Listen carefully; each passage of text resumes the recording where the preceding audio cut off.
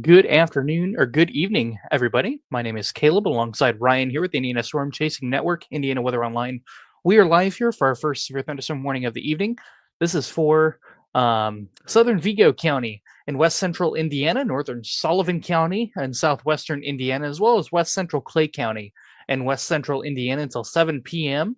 60-mile-per-hour wind gusts, penny-sized hail, but it also has exhibited signs of some broad rotation within it. We do have a tornado possible tag on this severe thunderstorm warning. The area of rotation just north of Darwin, coming up to the Wabash River here, getting ready to cross the Wabash River into southwestern Vigo County. Area of rotation right in here. You can see those reds and greens kind of close together. Something we're going to have to keep an eye on here with this storm. The storm does have likely some hail within it as well. Penny-sized hail on the warning, but there could be a few larger stones, perhaps mixing down to the ground as well. Wouldn't be surprised to see a few larger stones, perhaps up to nickel size in this storm as well. Looking around the area, couple features to take a look at here. I'll go back to one screen here. We're watching our isolated supercell here in southwestern Vigo County. That'll be moving into this area of southeast southern Indiana here later tonight. We're also watching this complex of storms southeast of Springfield, Illinois, south of the Urbana area. These storms are also likely to merge and grow upscale a little bit and expand in nature as they move into southwest Indiana here later this evening. A couple different features on radar here to look at. We have two different zones here, as you will. We have southern Indiana, where we have lots of instability and a surface boundary, which is draped across the area from about Springfield to Bloomington and points southward. This is where we're going to really focus in on severe weather here this evening. From isolated damaging winds, hail, and perhaps a brief tornado or two cannot be ruled out depending on how these storms evolve. Flash flooding is also a huge concern across southern Indiana here tonight. These storms are likely going to be training showers and thunderstorms, meaning they're going to move over the same areas again and again, kind of like a rail car on a train moving over the same tracks. Similar setup here with these storms. So flash flooding, rainfall rates could exceed well over 2 inches per hour within these storms. So very heavy torrential rainfalls here. Something else to note here. We have this blue box across northern Indiana or north central Indiana. These lines of showers up here across north central Indiana around the Logansport area, just north of Lafayette, over towards just north of the Richmond area near Portland. We're also watching these for cold air funnels. A lot of funnel cloud reports have been reported here within these showers. These north of Indianapolis likely will go tornadic. They're not tornadic in nature. These are cold air funnels. If they do briefly touch the ground, they'll become a land spout, which could cause some minor damage, but generally not tornadic in nature. Very rarely do they ever touch the ground. Not the case down here to the southern Indiana, where we have a little bit better dynamics to work with. Lots of moisture, but we also have some wind shear across southern Indiana that could support a brief tornado or two. For those of you just joining us here, we have a severe thunderstorm warning for Vigo County, southern Vigo County, northeastern Sullivan County, west central Clay County, and west central Indiana until 7 o'clock Eastern Daylight Time. We also have a tornado possible tag on the severe thunderstorm warning as well. This storm has exhibited some broad rotation within it, something we're going to have to watch going forward. At 6:20 p.m., a severe thunderstorm was located 8 miles southeast of Marshall, Illinois, moving east at 20 miles per hour. So not a very fast-moving storm, but a severe storm nonetheless. Best chances for severe weather tonight, south of Indianapolis, southern Indiana, south of Indianapolis. Think Terre Haute, Bloomington, Columbus, and points southward here tonight. Caleb, just kind of going off that question here in chat from Kelly, does the threat for anything tornadic or severe in general hold overnight after midnight? The answer is unlikely, but it's possible. The models do show storms continuing through that midnight. I'm looking at the latest model here. It shows storms pretty much all night long, really south of Bloomington, especially. And while there could be an isolated severe storm or two, I would expect it to be more so a damaging wind threat versus a tornado risk at that current time. So can't rule it out completely, but unlikely to be tornadic, but could get a couple gusty winds with those showers and storms. But as Caleb mentioned to start the stream, flash flooding would be probably the primary concern with these storms as they are slow moving and producing torrential rainfall. Yep, absolutely. Again, turn around, don't drown if you come across flooded roadways, especially at night. Flash flooding is especially hard to see in the dark. That water appears black like the asphalt you're driving on and can be especially difficult to see and also especially difficult to gauge how deep that water is. So turn around, don't drown when coming across flood waters. So best chance for heavy thunderstorms here tonight. Generally Indianapolis and south. We have a surface boundary draped right about here. So areas south of this white line is where our most active weather will be here tonight and through early tomorrow morning. Thunderstorms will persist into the overnight hours tonight. Could have multiple rounds tonight as well. So something to keep in mind, although it's pretty scattered in nature right now, we do expect these storms to expand in coverage overnight tonight, south of our white line, south of Indianapolis, some Bloomington, Evansville, Louisville. We also have some flood watches in effect for this area as well. A lot of portions of southern Indiana have seen heavy rain over the past couple of weeks. Our soils are saturated in many areas, so any additional rainfall will likely be problematic for those areas that have seen heavy rainfall in the past few days and weeks. Back to our severe thunderstorm warning. Our storm now is almost entirely in Vigo County, southwest Vigo County. Area of rotation that was in it, still hanging on near the Darwin area. This is just a little bit behind, likely just a little bit east of Darwin in southwest Vigo County. Tornado possible on this severe thunderstorm warning, penny size hail and winds to 60 miles per hour. The storm is moving east at 20 miles per hour. May see it shift southeast just a little bit. East southeast is kind of the motion here, but not moving very fast, only moving at about 20 miles per hour. So heavy rain within the storm could cause also some ponding issues as well outside of the severe risks. Hey, Caleb, go ahead and pan over to the east toward the Cincinnati area. Over in Franklin County, we have a stronger storm ongoing over there too. Yeah, Looking you're at right. the hail tracker on that one, we could definitely be getting some medium to maybe some large hailstones there in the southeastern part of Franklin County near Mount Carmel, Sharptown, Cedar Grove, and Rockdale areas. So Yeah. keep a close eye on that. Nice core up to 30,000 feet on that. Yep, mine's just a little bit behind. Your blues and yellows would be right down here in southeast portion of Franklin County near the Cedar Grove, as Ryan mentioned. So a little bit behind there on that scan, but a storm we're going to have to watch. Primarily across southern Indiana here this evening is where our primary focus is. Can't rule out a stray shower or thunderstorm north of Indianapolis. They'll be more widely scattered in nature, lighter in nature. A few funnel clouds are possible early as well. Some funnel clouds have been reported around the Lafayette and Logansport area along these showers up there. But those funnel clouds are what we call cold air funnels. They're skinny, they're narrow, and very rarely do they touch the ground. They're not tornadic in origin. They don't come from a rotating thunderstorm. They occur from convergence along a surface boundary. They're surface based. So if you do see a funnel cloud, watch it, keep an eye on it for areas north of Indianapolis. And if it does look to touch the ground, be mindful of it and take shelter if need be, as they can cause some gusty winds as well. Likely the hail size, Ryan, has probably close to quarter here, based on what I'm seeing. I don't see how tall your core is on this radar here, but Looking at about solid 20,000 feet. So it's likely maybe nickels in there. Maybe. nickels probably. I think the warning's sufficient for now, but it could be pushing some quarters in there too. It's not a very consistent updraft from 10 to 30, so it's No, it's not. kind of falling out right now, I'd have to assume. So I'd agree with that. So far, this is our only severe thunderstorm warning in Indiana. We do not have any other warnings or watches in effect. We do have what we call a mesoscale discussion, which I'll show you. It'll be a blue box that'll pop up on your screen here in just a second. If I can find that toggle switch here.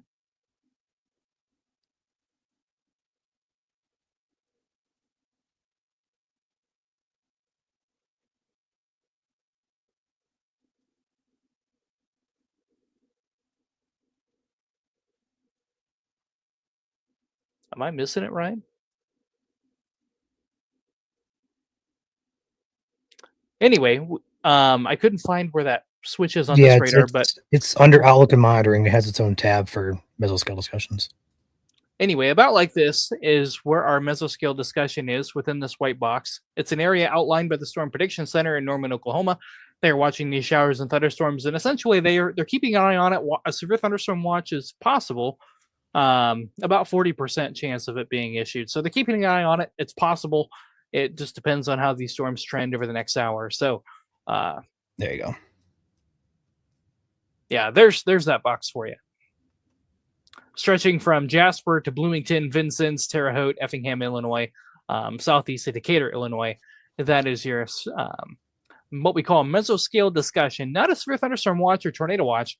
Essentially, these are outlined as areas that the Storm Prediction Center are just keeping an extra close eye on, just in case they need to issue a watch or anything like that. They're keeping an eye on it.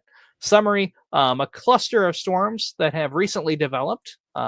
Some of that text I can't read all the way right on. I got you, Caleb. It basically just says that some of these storms tonight could be strong or severe, and a watch is possible. It just depends on how many storms fire up and how many of those storms become severe. So right now, at least, we have one severe storm over here by Vigo County. Also, we got a couple storms over here that in Illinois near Shelbyville that are severe as well. If this complex strengthens and pushes in toward the Indiana area and continues to be severe, I would not be shocked to see a watch issued. In fact, Caleb, I just want to take note they went ahead and issued a warning. Yep, we have a tornado possible on this one as well. Severe thunderstorm warning for southeastern Franklin County, northeastern Dearborn County, and as well as Hamilton and Butler County in Ohio until 7:15 Eastern Daylight Time. Severe thunderstorm was located near Bright, moving southeast at 30, 60-mile-per-hour wind gusts, but the storm also has some weak rotation within the storm as well. And we have this tornado possible tag associated with it. You can see a little bit of a hook echo on radar, so some broad rotation within it. Nothing tight that screams tornado, or at least one that is imminent, but tornadoes can form quickly from severe thunderstorms. Let's head toward the Harrison area. Rockdale being impacted right now along I-74 here near Braysville, New Trenton, and Logan areas. Be prepared for 60-mile-per-hour winds, as well as some rotation that may lead to a possible tornado there. We're going to track that. Caleb, I'm going to take your screen back for you. Go ahead and do what you need to do. I'll keep an eye on the east storm. Absolutely. So back to our radar here. Most of the severe weather will stay south of Indianapolis here tonight, where our two severe thunderstorm warnings are. These storms will continue to track east-southeast overnight tonight. Our surface boundary, which is draped just south of Indianapolis, will continue to sag south a little bit overnight tonight.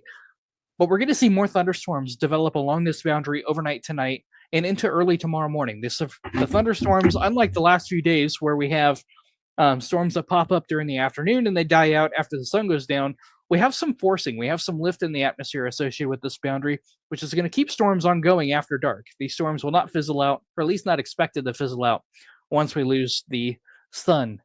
We do expect showers and thunderstorms to continue, but also become more widespread across southern Indiana overnight tonight and into early tomorrow morning. Storms should be out by your morning commute tomorrow morning. There could be a few thunderstorms ongoing near the Ohio River tomorrow morning, 6, 7 a.m. time frame, but most of the rain should be out of here around that 3 to 5 a.m. time frame tonight. But before that, between now and about 5 a.m., could have some very heavy rainfall. Outside of severe weather, heavy rainfall is a big hazard here across southern Indiana. In fact, we have a slight risk for all of southern Indiana by the Weather Prediction Center for excessive rainfall, flash flooding, and we have a moderate risk, which is a 3 out of 4 that comes right up to the Indiana line out of Illinois for flash flooding and other hydrologic concerns. So flooding is definitely on the table here tonight, and that's because these storms are going to move over the same areas over and over again. We call that training, like a railway train, how all the cars are in a line. It's the same principle. All the storms are in a line and they're going to move over the same areas, and that could result in some very heavy rainfall. We have a lot of moisture to work with. You figure that out as soon as you walk outside, your glasses fog up, right? It's very humid, very moist. And some of these storms could have rainfall rates in excess of 2 inches per hour, well over 2 inches per hour in some of the heavier cores. So very heavy downpours expected, big fat raindrops expected as well. Think Florida-like raindrops, big and fat. Northern Indiana, you guys are in the clear tonight. No severe weather is expected north of Indianapolis tonight. We had our storms come through this morning. Those storms, round one has moved on out, and round two is developing south of Indianapolis here currently. Currently, we have 2 severe thunderstorm warnings, one for Dearborn and Franklin County in southeast Indiana, 60-mile-per-hour winds, as well as a tornado possible in penny-sized hail within this storm, and also tornado possible 60-mile-per-hour winds for Vigo County, Sullivan, and west central Clay County until 7 o'clock in western Indiana. Ryan, were you going to say something? Yeah, I was. I was just going to kind of give an update on that storm over in Franklin and Dearborn counties that went severe.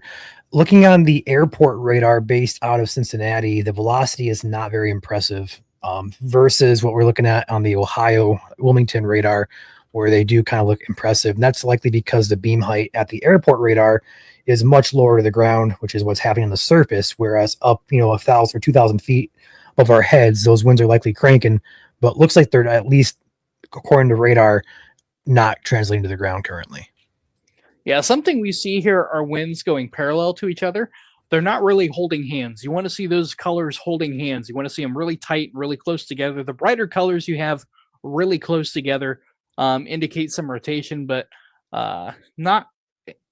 It's hard to call this rotation, at least to what I'm seeing. So some good news. I think there was a little bit earlier, but it appears to have weakened quite a bit in rotation-wise. But there could be some gusty winds, but also some very heavy rainfall and some small hail within the storm as well. It does have a hail core on it, hail to penny size, and perhaps maybe a few nickels mixing down as well. Maybe some broad rotation a little bit higher up. But all these storms are associated with a surface boundary. Surface boundaries can kind of act like a stationary front. And along these boundaries, you can have what we call increased vorticity, a little bit of spin or convergence, where you have, let's say, air at the surface going one way, and you have air aloft, maybe just veered just a little bit, just enough to create a little bit of spin. But sometimes that's all it takes, just a little bit of spin to create some rotation within these storms. And that is what we are seeing. Back to our Vigo County storm, a lot of lightning within this storm. This storm has a lot more lightning than our Franklin County storm does, Ryan. This storm still warned for tornado possible, penny-sized hail, and 60 miles per hour. The area of broad rotation likely going to go south into northern Dearborn County, or sorry, not Dearborn County, northern Sullivan County, just north of the Fairbanks, Indiana area. Our area of broad rotation sitting right in here, maybe a little bit further north, and this is going to slide right down in here towards kind of splitting the Shelburne and Farmersburg area if it holds together. The rotation, though, not incredibly strong, nothing that really screams that a tornado is imminent, especially looking at our Evansville radar, which has a little bit better look at the storm, a little bit lower, closer to the ground. Indianapolis is showing some rotation, perhaps a little bit aloft, while Evansville is not showing that too significantly tight towards the ground, and which would be indicative of a tornado. But we're also watching these storms across Illinois. We have some decent rotation just west of the Marshall area, and some other areas of some broad rotation within these storms as well. These storms are likely merging what we call growing upscale into a complex of storms, which could bring heavy rain and also that chance of a brief tornado. Tornado threat overall tonight is relatively low, but a brief tornado can't be ruled out. Main threats tonight, probably damaging winds to 60 miles per hour and heavy rainfall. But that third threat is a brief tornado that we can't rule out. We do have some spin in the atmosphere here tonight. Caleb, can't help but notice the line over in Illinois has multiple pockets of kind of broad to even some moderate rotation in there. Yeah. Or by Coles County and Cumberland County line, there's one that has my eye. We'll have to watch that as that moves toward the more than likely, if that holds together, probably towards Vigo and Sullivan counties again a little bit later on this evening. Yeah, maybe closer to that 8-9 o'clock time frame if it holds together, unless it picks up speed. But where I have circled there, just south of Hutton, Illinois, that's kind of what we're talking about when we want to say holding hands. When we see the couplet, this is what we consider a couplet, where you have these tight colors. It looked a little bit better on the previous scan, but where you see the reds and the greens holding hands, where they come together, just like a railway couplet. They're holding hands. That is what we want to see for rotation, but we don't see a lot of that here on this storm anymore. It could cycle through and it could perhaps bring some rotation back down to the ground. It has a history of doing so. So we're going to have to keep a close eye on it nonetheless. Caleb, the hail core on our Warren storm in Sullivan County now, northern Sullivan County, is looking pretty healthy. And I have a marker of 1.11 inch diameter hail via the GR2 radar. So basically what that means essentially is the radar here, it can get you close. It's never going to be an exact number, but when we get that hail marker that gets up and over an inch, it kind of gives us an idea that, hey, this is likely some larger hail potentially falling in this storm. So potentially some larger hail with this storm as well, even though the warning, I believe, still says for nickels or perhaps less than nickels. Actually, it says less than pennies. Yeah, less than pennies. Would not be shocked to see a couple isolated larger hailstones in there based on what I'm seeing on radar. Yeah, it can't be ruled out. This updraft has been rather sporadic in nature, so it produces some larger stones briefly before weakening a little bit. So there could be a few larger stones aloft that may mix down to the ground. Primary hail, though, probably between penny and nickel, but there could be a few quarters mixing down. Either way, enough to maybe cause a few scratches or dents. So might not be a bad idea to put your car in a garage or carport if you have one. Back to a little bit further east here to Franklin and Dearborn County. Our storm is, my VL is really lagging behind on their radar. This storm is getting ready to fully exit Indiana and go into Ohio near the Cincinnati area. You can see some brighter colors here, maybe some gusty winds here, up to 60 miles an hour. It does have this tornado possible tag on it still. Maybe some broad rotation perhaps right in here, but nothing that's too considerably tight that really screams tornadic or a tornado is imminent by any means. If we look back at the airport radar and look down to the ground, not seeing really much of rotation at all. Looking at the latest scan over in Sullivan County now, looks like we're getting a surge of outflow from this storm, or perhaps RFD. The rotation on that has kind of broadened out. I'm getting kind of pushed outwards toward the Fairbanks area. So perhaps some gusty winds, probably some severe winds entering the Fairbanks area and eventually towards Scott City, just south of Farmersburg, if this continues to its southeast track. But as of right now, the cell over that's currently warned in Sullivan and Vigo counties looks like it's gusting, being more so a gusty wind threat right now than it is rotating. Yep, I would agree with that. You can see that southward surge right here of outflow, where winds are moving out away from the storm, where you don't have as much wind or inflow coming in and meeting where the area of rotation was. So it's still rotating aloft. It's still a supercell. You can see that hook on nature on radar just south of the Prairie Creek area. You can see this is what we call a mesocyclone, where it is rotating counterclockwise aloft, but at the ground, it's more what we call outflow dominant at this point in time. It's more downdrafty right now, having a gust front of rain-cooled air out away from the thunderstorm. Sometimes this can cause a storm to weaken. Sometimes it can move out of that and re-intensify. So something we're going to have to keep an eye on here over the next few minutes as well. And we're also watching these storms near the Charleston, Illinois, and Effingham area. This complex is likely going to move east-southeast into southwest Indiana over the next couple of hours or so. So a couple areas to watch. And we also have some heavy thunderstorms developing just north of the North Vernon area, Versailles area, and just north of Seymour. So we're going to have to watch this as well. Not just for severe weather, but also heavy rainfall is noted in these storms as well. So flooding is definitely a real concern tonight across southern Indiana for areas south of Indianapolis. Rainfall rates could easily exceed 2 inches per hour. Terre Haute, I see a question here from comments for Terre Haute. Directly is just south. The storm currently is just south. And as of right now, there's no immediate concern for Terre Haute. But look to the west there on the radar. We're going to see a complex pushing toward the area. So I'd be mindful. You may be getting some rain, some storms here through the evening. But right now, no immediate concern for the Terre Haute proper area.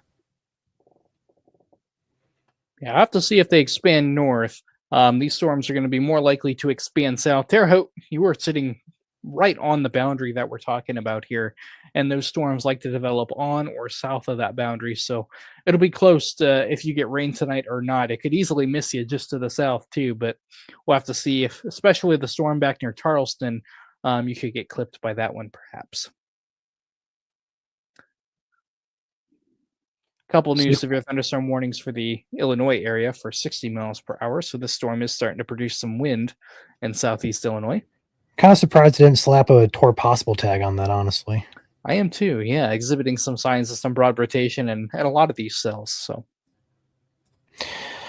If these storms hold together, Clay City, Jasonville, Worthington, Bloomington, Ellettsville, and Bloomfield, as well as Linton, would be the next cities on deck. But these storms are moving pretty slow, so it's going to take a while before it gets to you. So be patient. But those are the downstream cities that are going to be impacted by these initial storms here this evening. As Caleb mentioned, really the threat tonight for anything strong or severe is really south I-70, South Terre Haute, south of Franklin, and then south of Greensburg.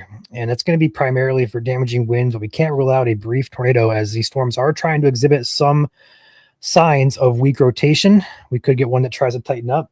So not impossible, but damaging wind should be the main severe concern. And then also the flooding risk tonight is probably the highest concern of anything. Anything storm related is going to be the flooding concern. But, can't rule out a tornado as well.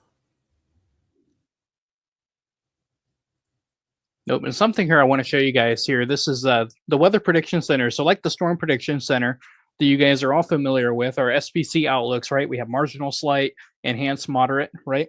Well, the WPC has the same thing, but for precipitation, for rain. You notice here, most of central and southern Indiana are in a 2 out of 4 slight risk for excessive rainfall, which is pretty decent. But you notice here in Illinois that boots right up to the Terre Haute area, and some of this may shift south as well. So we may see an expansion of this moderate risk expand to perhaps maybe include the Bloomington area and areas south of Terre Haute if these storms continue. And the reason we have this is that we have a surface boundary draped across southern Indiana. These storms are going to develop and move along that boundary, and they're going to train, meaning they're going to move over the same areas again and again. And when you have soils that are already saturated, some areas across southern Indiana have seen several inches of rain. There's some areas in the state that have seen close to a half a foot of rain over the past week. So very heavy rainfall has already occurred in some places, and additional rainfall over those same areas will just be problematic and won't take much to cause some flash flooding, some ditch swelling, so on and so forth. So do watch out for rainfall here tonight. Rainfall rates could be quite heavy. A lot of moisture to work with. Rainfall rates could easily exceed 2 inches per hour. And what I'm noticing, Ryan, is that these storms right in here are starting to merge right where my circle is. So this tells me our surface boundary is right in here. And you can see how these storms are starting to merge and form together. This is what we call training right in here. A perfect example of training showers and thunderstorms. One storm moves over, another one pops up, takes its place over that same area, dumping very heavy rainfall. Some of these cores could have rainfall rates over 2 inches per hour, up to 2.5. By some of the model data we're looking at here this afternoon. Very, very heavy moisture, very moist profile. Not a lot of dry air aloft. There's no dry air aloft until we get to the stratosphere. So we're very, very moist, and this could be problematic here. So wouldn't be surprised to see a flood advisory issued for the Sullivan County, northern Sullivan County, and maybe southern Vigo County if these storms continue to move in. And that's something we're going to look for as well. So outside of a severe risk for a brief tornado or damaging winds, hydrologic concerns are definitely there today. And we have another severe thunderstorm warning. This one has a tornado possible on it for Illinois. So brief tornado can't be ruled out. Damaging winds, primary risk, followed by small hail. But flooding is definitely on the higher end of concerns here tonight across southern Indiana, especially now that we're going to be going into the overnight hours with this risk. Flooding concerns and the dangers thereof escalate quite a bit at night because it's very difficult to see floodwaters at night. Floodwaters often appear black like the roadway or asphalt you're driving on, and it can be very difficult to gauge how deep that water is and how close you are to that water as well. So do be very cautious if you're in and about and around southern Indiana. It's rolly. We have a lot of trees. So do be cautious.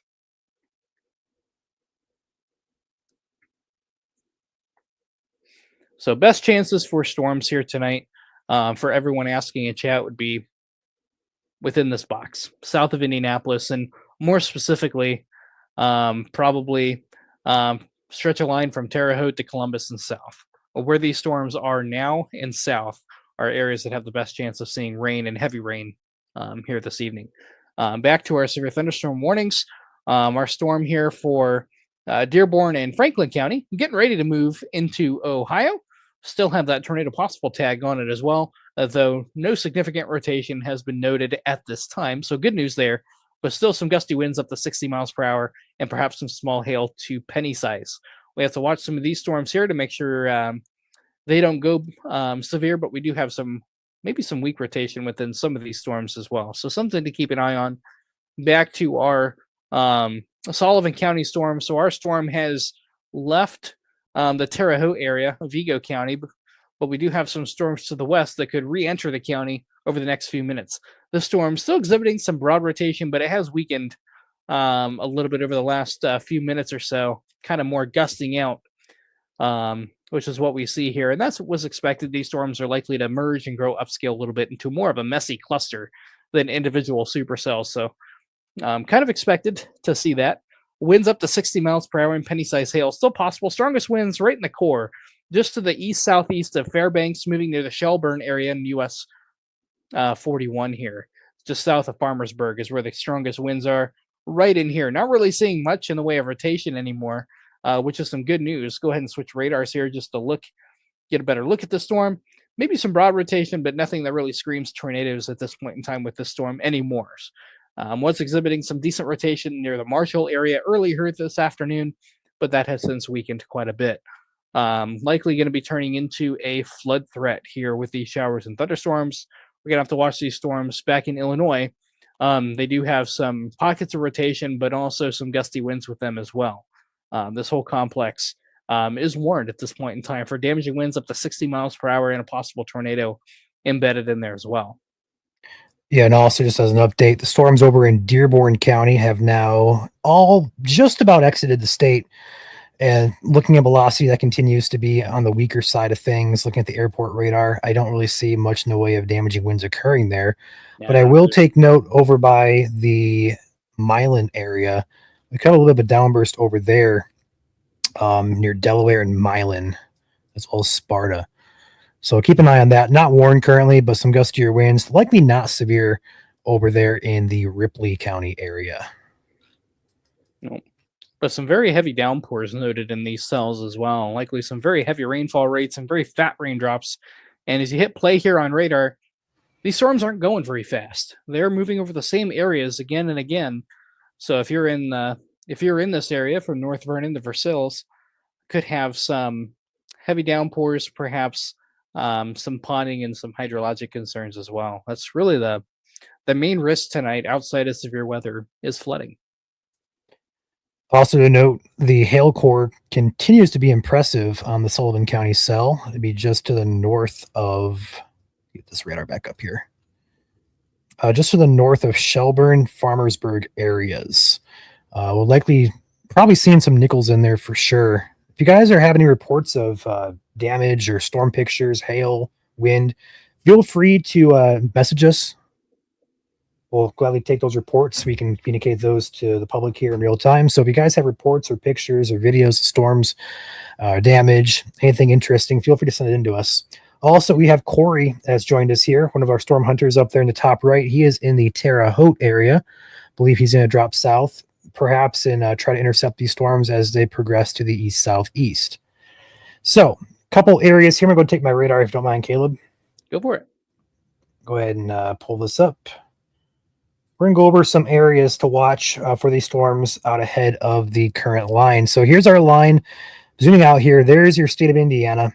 So we have a couple areas over here that are popping up towards Cincinnati. Those are currently looking on the weaker side of things. There is a warning there for the northern part of, I believe it's Dearborn County. Yes, northern part of Dearborn County. And over here in the Jennings, Ripley, and other part of central part of Dearborn County, those are currently not severe, but likely some heavy rain ongoing there. We got a cell down here in the Bloomington area that's popping up. On our boundary, Caleb's been talking about multiple times the past couple of minutes here. Our surface boundary there is firing off some storms. That's going to continue to blossom likely through the evening. I think flooding is going to be the main concern with those storms, but also cannot rule out damaging wind. But now the main concern, we're going to track this complex that has formed and developed over here in the east central part of Illinois. Currently over Charleston, Toledo, and Effingham. This is going to be pushing to the east-southeast here at about 20 to 25 miles per hour. So with that said, this complex as of right now appears to be really picking up steam. Looking at our velocity here, we're seeing 2 areas of wind over Bradbury and heading into Woodbury. This is again Illinois, but this is likely going to continue to mature and push southeastward here toward the Sullivan area. So with that said, we got to keep a close eye for severe weather tonight with damaging wind, primary concern, flooding a big concern, but cannot rule out a tornado as well. So areas impacted here. For the current storm, we have Jasonville on deck, Cass, Sullivan, Clay City, Worthington, Linton, and Bloomfield. That's going to be Greene, Owen, Clay, and Sullivan counties. Immediate impact zone for the first storm that's currently severe with 60-mile-per-hour winds, your main concern in a possible tornado. But if we zoom out here back to the west, this line is a bit bigger. So this would be Terre Haute. It could be also down here toward Vincennes. So again, Vigo, Sullivan, and Knox counties would be on alert for that secondary complex. But with this secondary complex back here, we're probably looking at about an hour to 90 minutes yet before that arrives in our state line, state area. So be patient. The immediate threat is going to be this severe storm. It's currently about to expire in about 2 minutes. We'll see if they reissue that or if they're going to drop that for the statement or perhaps drop it altogether. We'll see what they do, but this storm that's currently warned is moving in toward Jasonville, Cass, and Sullivan areas in the next 5 to 15 minutes. Currently on radar, we're seeing velocity here. Looks like it's on the weaker side, so some very brief, broad rotation down there towards Shelburne, but it's not overly tight, not really concerning. It's just kind of slowly rotating, not enough to really warrant concern for that. So we'll have to see if they drop this warning. I'd have to guess, Caleb, based on what I'm seeing here, they may drop it. But looking on the other radar here, there is likely some hail still falling there. So I would still be on alert for penny-sized hail if you live in Jasonville, Cass, or Sullivan areas as the storm slowly drifts off to the southeast. Yep, absolutely. Corey, if you want to stand by, hold on. We have a new severe warning incoming for Dearborn County. Let's go ahead and take a peek at that. I'm going to guess it's going to be a new warning for these cells, perhaps. I may be wrong on that, though. Nope, it was the one that just got extended. Yeah, I get you. Cincinnati. Yep, I get you. So this is a new box here. It just barely clips Dearborn County, but there's really nothing happening here. So we're not going to ignore it, but we're just going to ignore it for now. That storm is the box. The box was just kind of oddly shaped. Yeah, if you guys have any friends in the Cincinnati area, some rotation has been increasing in the mid-levels on that storm as well. The airport radar doesn't show very much, but ILX radar shows quite a bit in the mid-levels. So we're going to keep an eye on that. Not a lot in the low levels, but there is some upper to mid-level rotation being exhibited on that storm. A little bit weaker in there on that latest scan, but something to keep an eye on as well as it moves towards Cincinnati. Luckily, it's out of the Indiana area. It's out of the state, should I say. So it's Ohio's problem now and Kentucky's problem. But again, Cincinnati folks or anybody watching or friends, family from Cincinnati, feel free to let them know. Yep. So so they have decided not to reissue. It looks like a warning for Sullivan County. That warning has expired. Perfect. We may say a special weather statement on that. Oh, there it is. Never mind. Just a little bit. Oh, there it goes. Good news. A little bit of delay there popping up on the screen. So northern Sullivan, southwestern Clay, and northwestern Greene counties, severe warning, 60-mile-per-hour winds. We have a tornado warning now for Dearborn County. Okay. So just FYI, we're going to cover this first. The severe warning does not contain a tornado possible tag, and that's, again, for the counties of northern Sullivan, southwestern Clay, and northwestern Greene County until 7:45. 60-mile-per-hour winds, and there is no tag for anything tornadic on that storm. Shelburne, Jasonville, Cass, Duggar, Sullivan areas along 41 here are they going to be the impacted areas. The tornado warning, I believe, is just, again, barely clipping the eastern half of Dearborn County, and I believe this is actually out of the state. It is. The area of rotation is actually in Ohio. So if you are in Indiana and your EAS system went off for a tornado warning, the area of rotation is actually moving away from Indiana, and it's moving towards Addiston, Ohio, and Cleves, Ohio there. along the 275 corridors where the area of rotation is currently, and it's moving towards the Cincinnati area. So it is moving away from Indiana, but the warning box does include extreme portions of southeast Dearborn County. And that warning is also radar indicated, so that is not currently confirmed. But if you guys do have friends and or family who live out that direction, feel free to let them know. Again, that rotation is picking up, as Caleb said, in the mid levels. Luckily, as of right now, it does not appear to be in the low levels. But with these storms, that could change very, very quickly. So we're going to keep a close eye on that for our friends across the state line in Ohio and even Kentucky as that storm pushes across state lines here. Yep. So not to be ignored. Anytime a tornado warning is issued or any severe thunderstorm or severe warning for that matter, it should be taken seriously. Severe weather can happen very quickly. It can change very quickly, and tornadoes can form from severe thunderstorms very quickly as well. So do take them seriously. But the good news is for Indiana, at least, the area of rotation is out of state and moving towards the Cincinnati, Ohio area and eventually into Kentucky if it holds together and stays its current course. But if you know anybody in that area, do let them know what's going on and keep informed. Caleb, are you helping with the graphics behind the scenes? Yeah. Okay. I was gonna say I got it pulled up here. I was doing it, but you beat me to it. Well, you were talking, so I went ahead and did that for you while you were talking. Gotcha. Thank you. You're doing such a good job talking. I just couldn't. I also want to take note too, Caleb. We have some increasing velocity on these cells that are in the Dearborn County, Ripley, and Jennings County area. Keep an eye on that too, because the environment with that boundary in place here across the southern part of the state, that boundary can enhance some lift as well as some wind shear. So again, a brief tornado threat may develop with these cells this evening across that boundary area. We're going to keep a close eye on it. We're going to track it closely for you. As of right now, nothing imminent if tornadic in Indiana, but I am keeping a close eye. It looks like we have some increasing velocities here over in Ripley County, to be exact.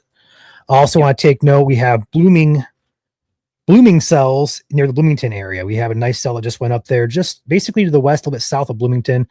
That's going to likely develop further as we move toward the evening time frame here. I would suggest, Caleb, the initial warning, well, I guess not the initial, but the latest severe warning for Sullivan County here. The storm is on the weakening trend, in my opinion. I don't really see this being a huge. Yeah, I agree with that. It is still riding a surface boundary, so perhaps maybe some broad areas of rotation off and on can't be ruled out. But right now, rotation doesn't really look to be an issue at this point in time. There's some broad rotation there, but it doesn't scream imminent tornado at this point in time. I think the biggest threat is going to be gusty winds from outflow, from downbursts. These storms are very heavy. We have a lot of water holding capacity in the atmosphere. These storms get really heavy. Sometimes you can get a wet downburst within them. You can get some gusty winds. But it also, with these wet profiles, Ryan, it also makes it harder to form damaging winds as well on some of these more training showers and thunderstorms that we have here. Now, this complex in Illinois is going to be the storms to watch for a damaging wind threat. But these isolated storms, it's going to be harder for these storms because the mechanics are different within to get those damaging winds down to the ground. The one we have our complex near Charleston and Effingham, a little bit different mechanics going on within those storms that can help pull some winds down to the ground. But overall, biggest threat here tonight, biggest takeaway is isolated severe.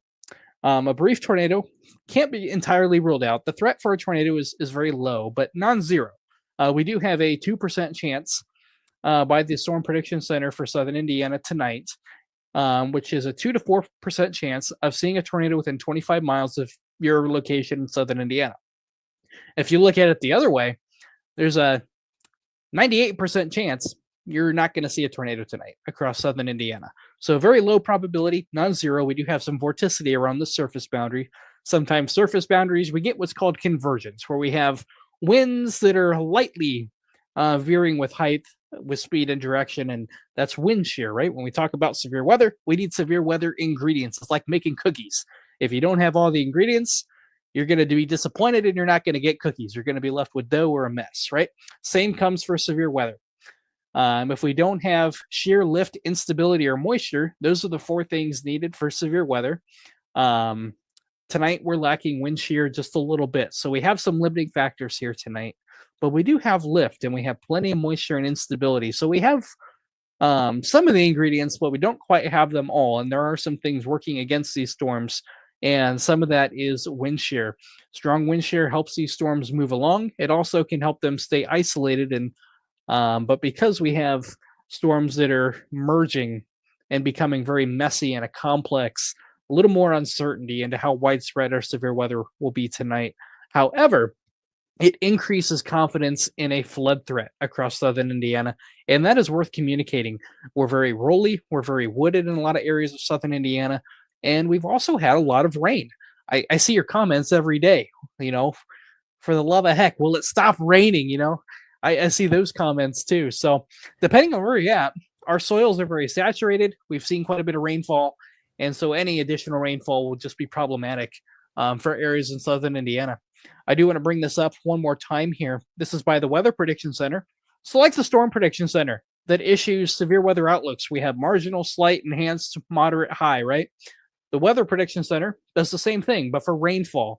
This is for flash flooding and other hydrologic concerns and the risk for flash flooding thereof. Notice a lot of Indiana is in a slight risk for flash flooding today. This yellow, this was issued earlier today. Right now, the best chances are south of Indianapolis.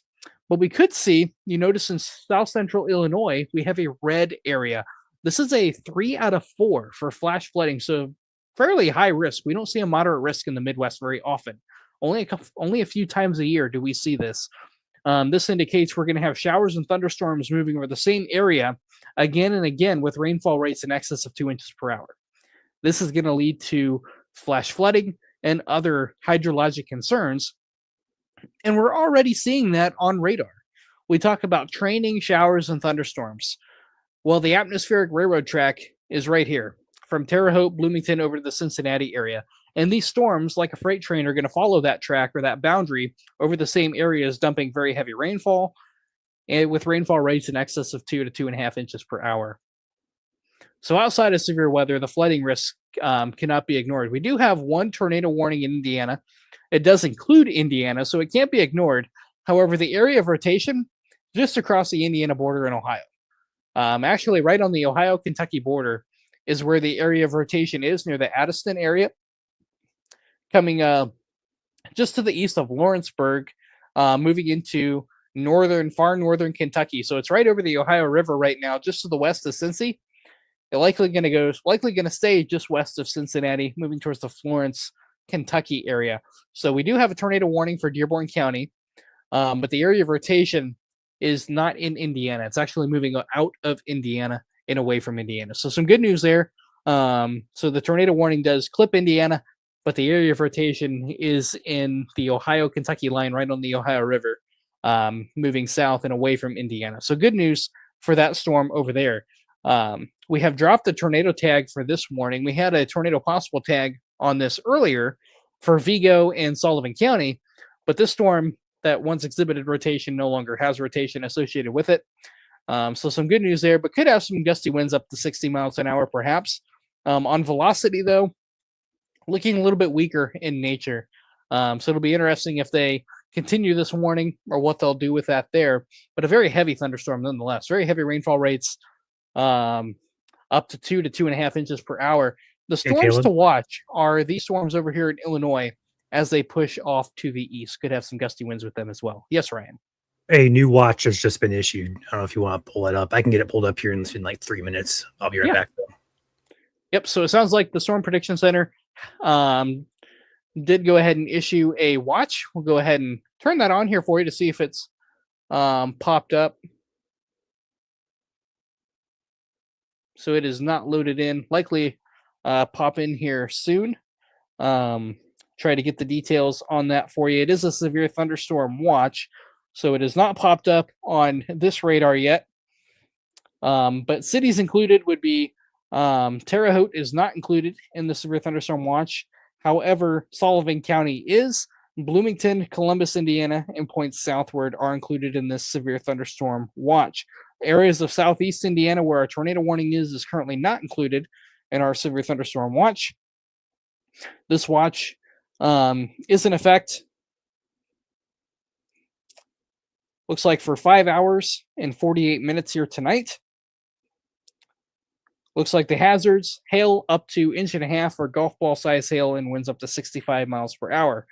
I have to say, the hail risk is relatively lower. I'd be really surprised to see hailstones get up to 1.5 inches in diameter. Not unheard of, but I would be kind of surprised. There you can see they're starting to populate in here. But essentially, this area in here is in a severe thunderstorm watch. You'll see these pink boxes move a little bit off to the east. But we do have a severe thunderstorm watch in effect for portions of southern Indiana. Hazards include wind to 60 miles per hour and large hail. And it is in effect until 1 a.m. Eastern Daylight Time.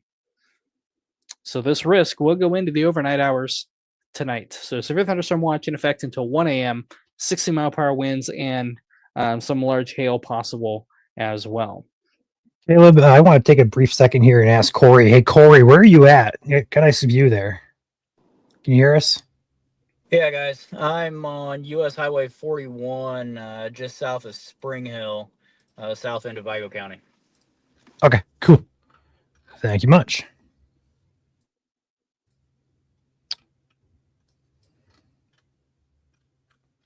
Nice view there as those storms roll in.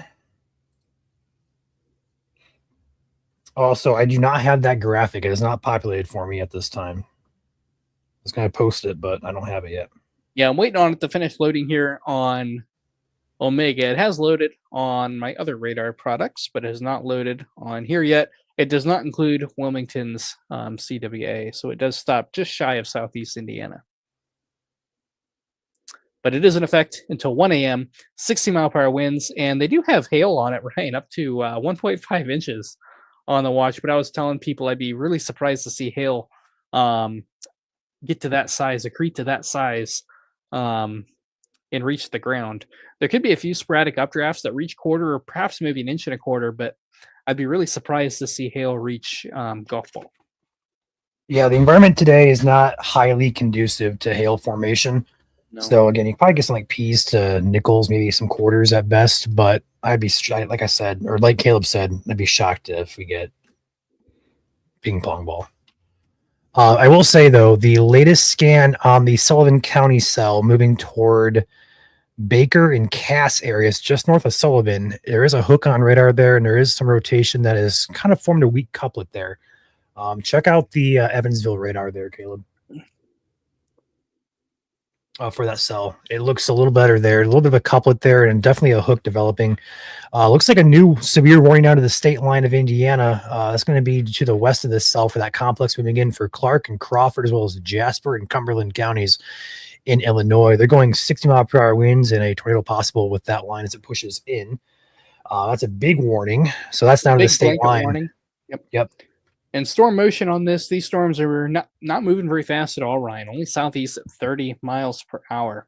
So we have some time to prepare. If you're in Sullivan County or even north of Vincennes, we have quite a bit of time to prepare for these storms and monitor these storms. And we'll be here with you watching these storms as well. Damaging winds, primary hazard, but we can't rule out a brief tornado tonight. Outside of severe weather, again, flash flooding. Pretty decent concern here across southern Indiana here tonight, and excessive rainfall and ponding.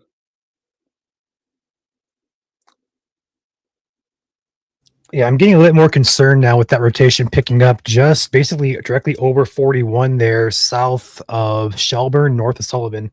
The hook continues to develop on radar, and the rotation is increasing just ever so slightly. Right about there. Yep. I had the latest. I had the latest 714, almost 715 scan, and it's really really picking up there. Looks like 26 over 21, so we're about 47 on the VROT. Yeah, so we're close to a warning, just not quite there. But something to keep an eye on as well. We have really low cloud bases today too, so something else to keep in mind if there's anyone in the area. Do take the storm seriously. This storm will be moving towards the Cass and Duggar area moving east Also, southeast at 25 to 30. take a peek at the cells in the Bloomington area too. Check out the velocity off the IND radar. Like some gusty winds, maybe some broad rotation developing on those cells in the Bloomington and Nashville areas. Yeah, nice juicy core here, just south of Bloomington. A really healthy thunderstorm developed there. Maybe some broad rotation, but to me it looks more like a downburst. Kind of has that bowed out appearance to it. But very, very heavy downpours nonetheless. We do still have our tornado warning in effect for Dearborn County. However, the area of rotation is well into Kentucky. It's well southeast of Indiana.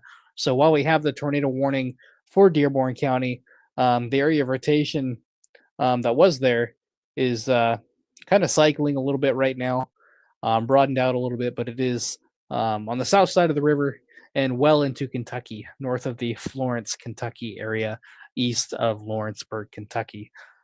There it kind of picked back up a little bit. So still there, but moving away from Indiana. But we are watching, Ryan, maybe a little bit of some gusty winds near the Dillsboro area in southern Dearborn County. So a couple gusty cells to keep an eye on here near and along our surface boundary. And a lot of lightning in these storms as well. So another hazard to keep in mind is lightning. One strike, you're out with lightning. James says it's really coming down in Bloomington right now. Yeah, I believe it, James. Very heavy downpours. You can see the pink here near Clear Creek. Rainfall rates probably near 2 to 2.5 inches per hour here within this storm. So a very juicy storm, a very heavy storm, and maybe some small hail, maybe some pea-sized hail in there as well. Right now, sub-severe, don't really see anything imminent, but there could be some gusty winds in there, perhaps maybe just 15 to 20 miles an hour. Something to keep an eye on, but right now, mainly heavy rain and probably some good lightning as well. I see a few lightning strikes within that cell as well. These storms are going to be tracking along our surface boundary here. Our surface boundary, we have two of them across Indiana. We have one draped right here and one draped right up here. Our southern boundary is the boundary of concern here tonight. That is where our severe thunderstorm watch is located and where we have the best dynamics for severe weather here tonight. Primary hazards: damaging winds 60 miles per hour, hail up to quarter size. Now the watch has 1.5 inch ping pong ball size hail. I'd be really, really surprised to see hail accrete to that size aloft. We just don't really have the dynamics for large hail, but a few quarters, not out of the question here tonight across southern Indiana. Other risks tonight, because we have a stationary boundary, it's going to act like a railroad track for these storms. These storms are going to be following that railroad track like a freight train, and they're going to be moving over the same areas again and again. Very heavy rainfall rates in excess of 2.5 inches per hour. Isolated flooding, hydrologic concerns, ditch swelling, all possibilities here tonight from the Terre Haute area, Bloomington area, and areas south and east. A few funnel clouds can't be ruled out near the Lafayette or Logansport area as well. A few cold air funnels have been reported within these showers, but those are not tornadic in origin. Different dynamics in play across north central Indiana versus southern Indiana. So could have a few cold air funnels across northern Indiana here tonight. But those are usually harmless. They don't typically reach the ground. If they do reach the ground, they'll be considered a land spout. They do not come from a rotating thunderstorm, but rather from a surface boundary at the ground, kind of like a dust devil or a land spout that has become connected to the cloud and become a land spout. Back down to southern Indiana. Nice healthy complex coming into the Marshall area, and Newton, Illinois is going to be coming into the Robinson, Illinois as well, eventually making its way into Sullivan County and maybe the Vincennes area as well. Gonna have to keep an eye on you. They have added a tornado possible tag back to our severe thunderstorm warning. So they did update the severe thunderstorm warning for Sullivan County. They have added a tornado possible tag, meaning the rotation is there, just not quite strong enough to issue a tornado warning. But they include the tornado possible tag in it, as this storm could intensify or a brief tornado could spin up even without a tornado warning. It is possible. So tornado possible, penny-sized hail, winds to 60 miles per hour for Sullivan County. Area of rotation just to the north of Sullivan. Still a little bit broad on radar. Here comes our next sweep. Still right about here. Just to the south and east of Massacre, just due west of Baker, near Benfield Corner. That's kind of where our area of rotation is. Our tornado warning has been trimmed out of Indiana, so we're back to a severe thunderstorm warning. So no more tornado warnings in Indiana at this point in time. Here's a look at Corey. He's in Vigo County, looking south at our storm, kind of in the Prairie Creek Is and that a wall Sullivan area. cloud? Hey, Corey, if you can hear me, give us an update. You got some nice structure there. What storm are you looking at? Are you looking at the Sullivan storm or Prairie Creek? I am looking back west, the stuff that's coming out of Marshall right now. I'm looking southwest from Spring Hill and State Road 63.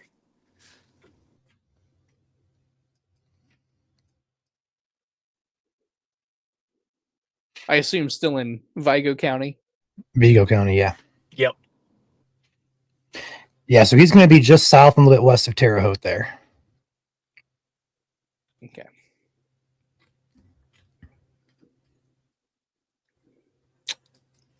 Still nice structure there. Nice shelf cloud. Might be a little bit of a wall cloud there. It's hard to tell. But very ominous of a scene there. Yeah, very low cloud basis today as well.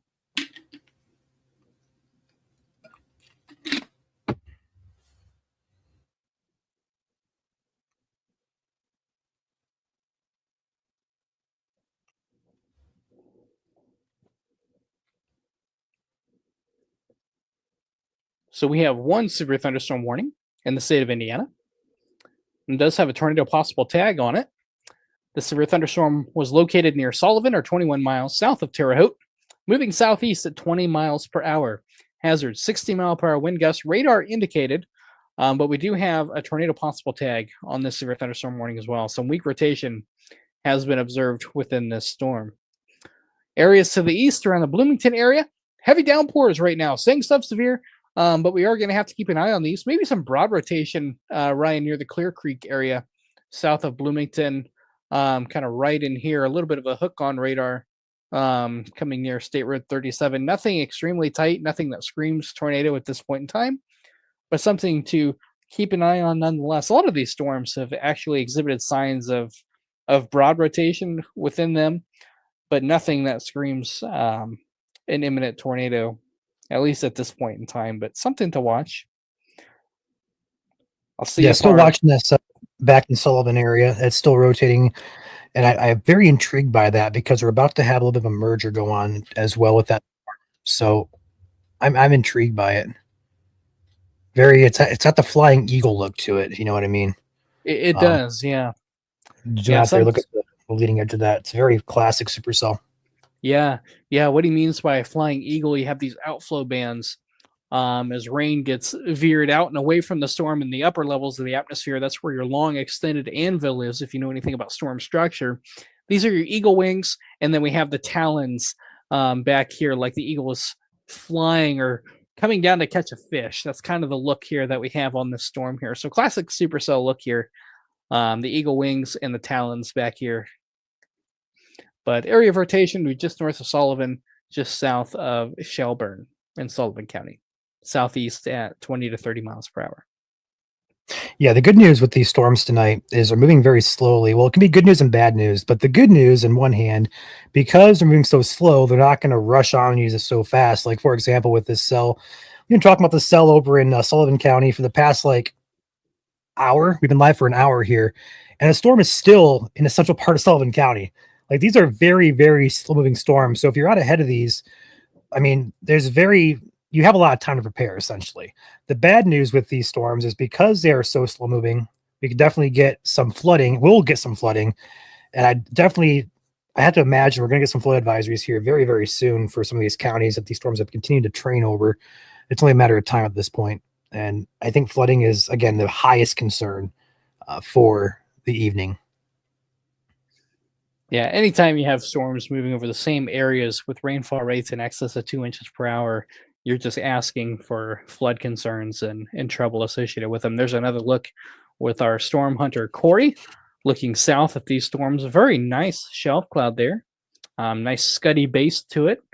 Um, just has a very wet, heavy feel to it too, Ryan. The storms just kind of have that heavy look to them, Mhm. like a waterlogged look to them. Very nice shelf cloud. They are very low to the ground too. Kind of a ground scraper there, as we call it there. But definitely looks to be a shelf cloud in nature. Again, the core is going to be in the southern part of Vigo County. So he's not currently on the storm that's warned in Sullivan. He's going to be north of that location. But he's watching those storms as they push in toward um, Vigo County and even parts of Sullivan there as well. Is that like a scud bomb there, right side of your screen? Because that is insane. Yeah, I think it's part of the shelf cloud. You can see the upper part of the structure of the shelf Yeah. cloud aloft, and I think it's just a lower portion of that. But when you have, really high moisture profiles, really high dew points, coupled with really low LCLs or cloud bases, it really creates a really nice environment for scud. So you can get these real scuddy shelf clouds where you have like these fingers dangling down from the storm that are not tornadic in nature. They make you look twice, but not tornadic, but they are shelf and oriented. So where you have warm, moist air getting pulled up into the storm ahead of it, giving it this kind of smooth shelf-like appearance. But at angles, it slopes away from the rain because you have rain-cooled air coming down on the backside, pushing that shelf cloud and slanting it away from the rain. So that's kind of what gives it its ominous appearance, but also very, very cool to see as well. Very low to the ground. So, but yeah, very cool shelf cloud there. And that hook is still hanging around in Sullivan County. We are still watching that there. Waiting Yeah, on the just next because radar scan. Is kind of disoriented at the moment, side lobed at the moment, Ryan. just because we're not looking at radar with you guys live, we still have multiple radars pulled up behind the scenes. So we're watching everything. Just because you guys see Corey, we're still seeing everything behind the scenes here. And I will say that MCS, we're going to call it MCS, a complex system, a mesoscale complex system over in Illinois. It's going to arrive on the state line probably within the next hour or so. But the latest scans on that have really intensified the wind velocity on that complex. So I think damaging wind here for Sullivan County, Vigo County, perhaps the very far northern part of Knox County as well, may become a big concern here. I'm going to say next 60 to 90 minutes. The good news is it's very slow moving, so we have a lot of time to prepare for this. So we still got like another county to go here, so at least probably an hour before it reaches the state line. But latest scan really intensifies those winds over there in Illinois, Clark County and Crawford County to be exact. Yeah. With that complex, and I think the warning contains, it says 60-mile-per-hour winds is the hazard, as well as a possible tag for a tornado as well. But we'll focus on that once it gets here, if it does arrive, which it should.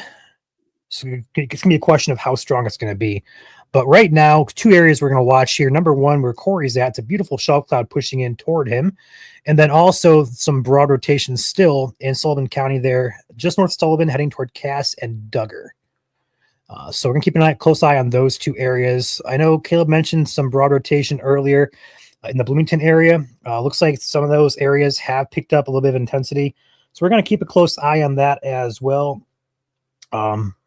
Right now, nothing incredibly tight, but with that boundary kind of dripped across southern part of the state, we're going to be looking at that very, very, very closely as some rotation could be noted with these storms. So I got 3 radars pulled up. I know Caleb probably has 1 or 2 pulled up. So we got 4 or 5 radars pulled up here, watching every angle of Indiana. So stay with us. We're going to be live through the event here, likely into the evening hours until the threat is either diminished to a point we can hop off or over completely. So stay tuned with that. But right now, we're going to sit back and enjoy Corey's view here in the southern part of Vigo County. As Currently, so he is in southern Vigo County, looking southeast at these storms moving in. Currently, we have 1 severe thunderstorm warning in the state of Indiana. We'll likely see a couple more possible here this evening. This one is for still for northern Sullivan County, as well as areas just to the east. The storm of question has just been hanging around Sullivan County near Shelburne and Sullivan, almost stationary, like kind of back building on itself. Some broad rotation has been noted within the storm as well. Currently not tight enough to really warrant a tornado warning, but it is broad in nature and still hanging around.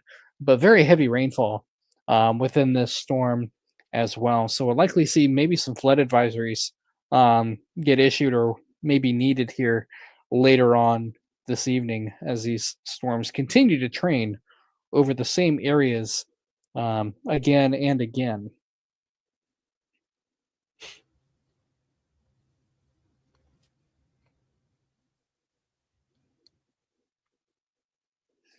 Another look there, just an absolutely gorgeous shelf cloud there on Corey's screen. These storms are currently moving into Vigo County, or in Vigo County right now. Just beautiful structure there.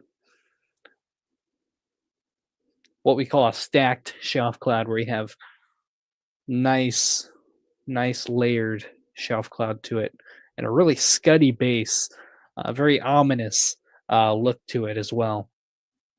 Very indicative of very high moisture profiles in the atmosphere today to allow for the scuddy base that you see there. That Very is gorgeous. absolutely gorgeous shelf cloud. Yeah, it looks very ominous. Has more bark than it does bite to it based on radar, at least at his location. But I want to say as well, flood advisory now for southern Vigo and northern Sullivan. That was expected with these storms. We've been live for an hour and 11 minutes here, and we have been covering the storm in both counties for the entirety of it, and we still got a lot more rain to come. So I would expect there to be a flood advisory. There is one now, but I would not be shocked that gets upgraded to a flood warning or flash flood warning here in the next couple hours as these storms continue to push very slowly across both counties here. So expect there to be some flash flooding with these as the evening continues. Yeah, get this, Ryan. So between 1 inch and an inch and a half of rain has fallen, but additional rainfall amounts, get this, up to 4 inches are expected over the area within this flood advisory area for southern, northern Sullivan County, as well as just areas south of the Terre Haute area and southern Vigo County. Yeah, that is a gorgeous, absolute gorgeous view on Corey Stream. I'm going to try and get a screenshot of this and get an update on the page. It's beautiful.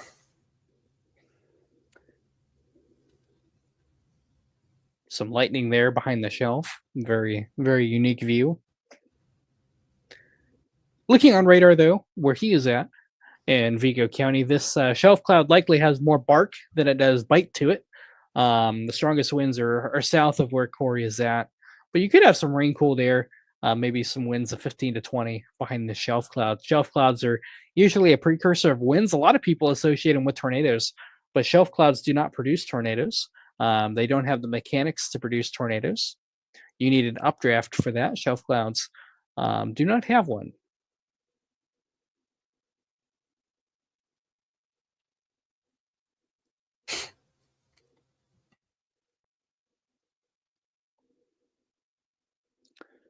So this is what we call a shelf cloud.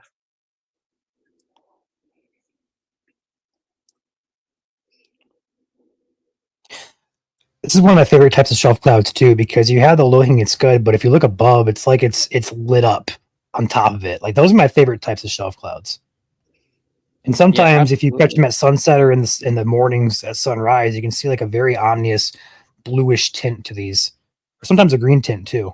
In fact, if you look in below the scud there on the left side of your screen, there's a little bit of a blue grayish hue with the storm as well, which is very, very, that's very indicative of very high moisture content within the storm. A lot of times when you get a lot of moisture in the atmosphere, you can get kind of a green tint to it, a turquoise hue to it as well.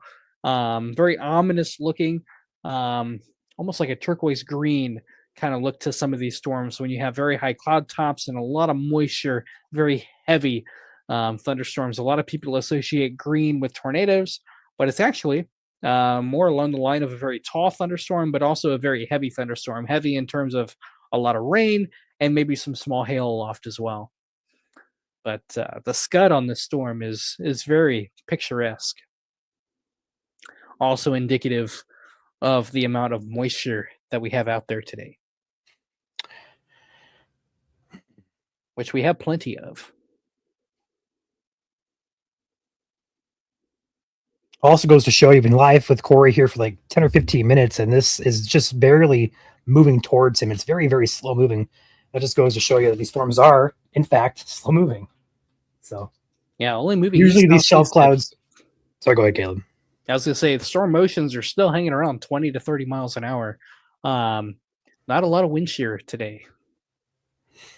Usually shelf clouds with these storms like this, they can be moving pretty quickly. In fact, usually they do move pretty quickly, but not in the case of today. And that's due to a lack of upper level wind shear that steers these storms, and also a surface boundary kind of keeping these storms in place as well. So we don't have a really big driver, so to speak, to move these storms along.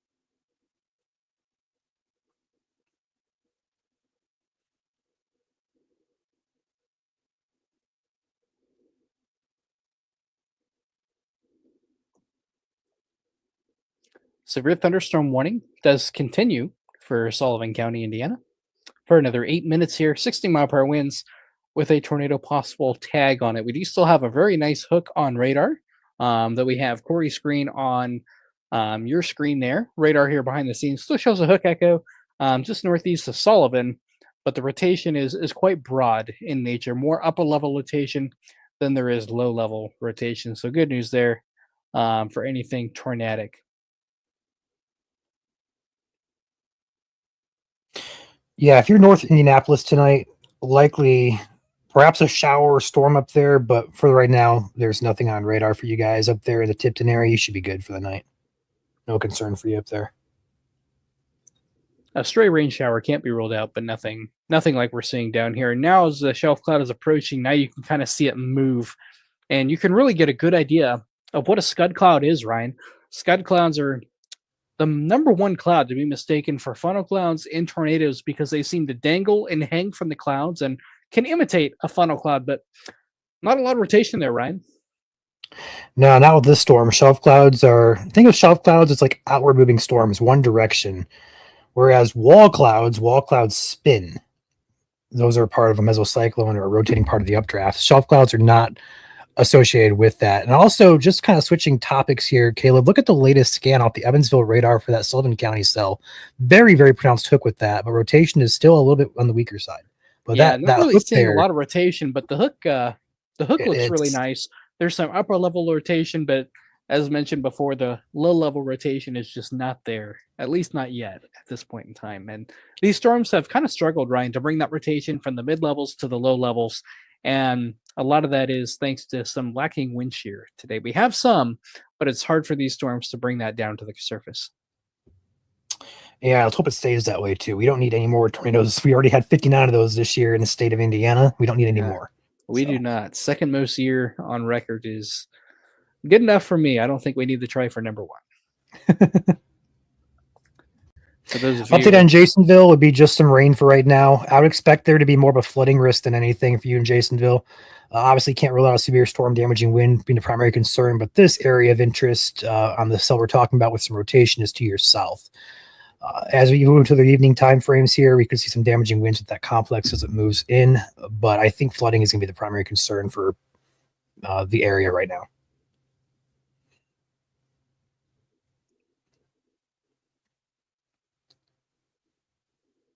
and these storms Corey, are if gonna you got to move, continue. reposition yourself, go for it. I know he was wanting to move there. So while he repositions himself, we're going to take back our radar here, and we're going to go over the latest updates.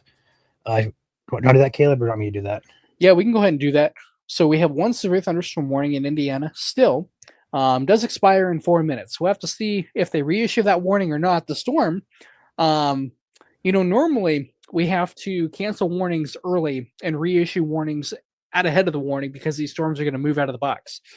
the severe thunderstorm warning is going to expire with the storm still in the box, and that really shows you how slow these storms are moving. I mean, they are crawling, but this storm here has a beautiful hook echo on radar. However, notice over here to the right, the reds and greens are not really holding hands um, in a way that we want to see for a tornado. However, we're about to go into a merger. This storm is going to merge with a storm here to the north, so we're going to have to keep an eye on that.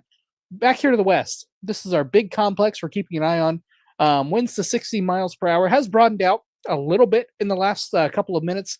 We have what's called an outflow boundary on out ahead of it and on the southern flank of this storm, so something to watch. May get gusty before we see rain, but we're going to have to keep an eye on this complex as it enters Sullivan County. Very heavy rainfall here as well. We have a flood advisory for southern Vigo, northern Sullivan. Between an inch and a half of rain has fallen, but additional amounts of 1 to 4 inches of rain could fall, resulting in flooding or even flash flooding here within here. And I would really expect, Ryan, this area right in here, Sullivan County, really concerns me for flooding. Having training showers and thunderstorms north of Sullivan with another huge complex or an MCS, a mesoscale convective system, moving in that is just juicy. It is loaded to the teeth with water. Very heavy rainfall rates, up to 2 to 2.5 inches per hour within the storm. So we're likely going to see more flooding concerns here for Sullivan County going forward. So we could see this upgraded to a flood warning or even a flash flood warning. We'll have to see how it trends over the next hour or so. Over here to the eastern Indiana, to Ripley County and surrounding areas, we have some heavy showers and thunderstorms in the area from North Vernon, near the Seymour area, south of Columbus, from Bloomington over here to south of the Aurora area in Ohio and Switzerland counties. Sub-severe at this point in time. I'm going to have to keep an eye on them. Heavy rain is the main concern. We do still have our tornado warning. Very nice rotation here near the Independence area, very populated area as well on the south side of Cincinnati. It is still radar indicated, but it is moving away from Indiana. This tornado warning was in Dearborn a little bit, but it is now moving away from Indiana. So good news there. Hopefully it does not touch down for those in Kentucky. Looking around the region here for the rest of the night, best chances of rain exist south of Indianapolis. South of this line is where we have what we call a stationary front. We have a surface boundary draped across the state. North of the line, we're dry with a few scattered showers. Can't be ruled out.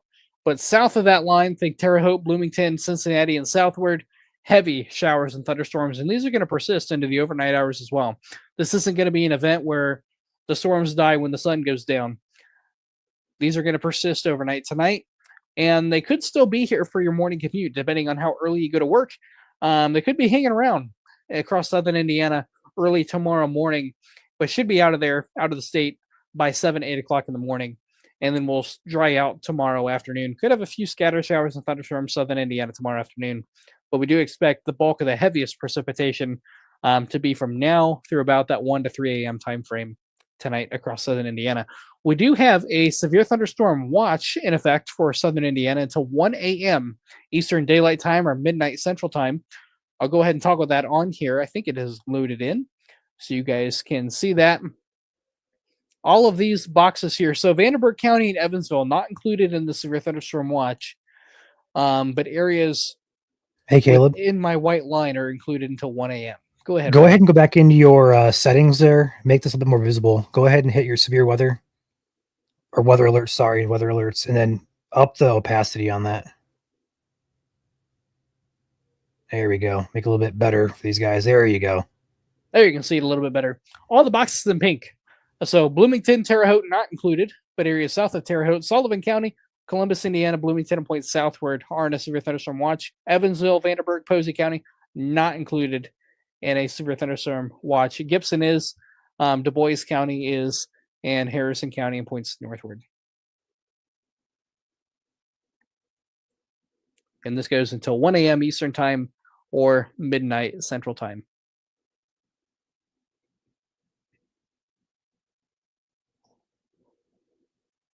And this will persist into the overnight hours.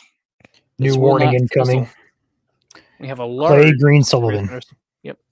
We have a very large severe thunderstorm warning that just got issued. All of Sullivan County is pretty much in a severe thunderstorm warning now. Does include counties a little bit to the east. Extreme portions of western Clay and Greene County also included. We have a severe thunderstorm. I'll go ahead and read the text here for you. 7:45. This is for our complex to the west. Severe thunderstorms were located along a line extending 10 miles northeast of Hudsonville near Robinson, Illinois, moving east at 40 miles per hour. 60-mile-per-hour winds. Radar indicated expect damage to roof siding and trees. Locations included Sullivan, Jasonville, Shelburne, Farmersburg, Duggar, Hymera, Fairbanks, Carlisle, Marome, Graysville, Colmont, Pleasantville, Turtle Creek Reservoir, and Paxton. And this warning is in effect for 44 minutes here or until 8:30 p.m. Eastern Daylight Time. If we turn on our velocities here to look at our winds, a nice gust front stretching from about York to Robinson and areas up to the Prairie Creek area will be moving into Sullivan County over the next few minutes.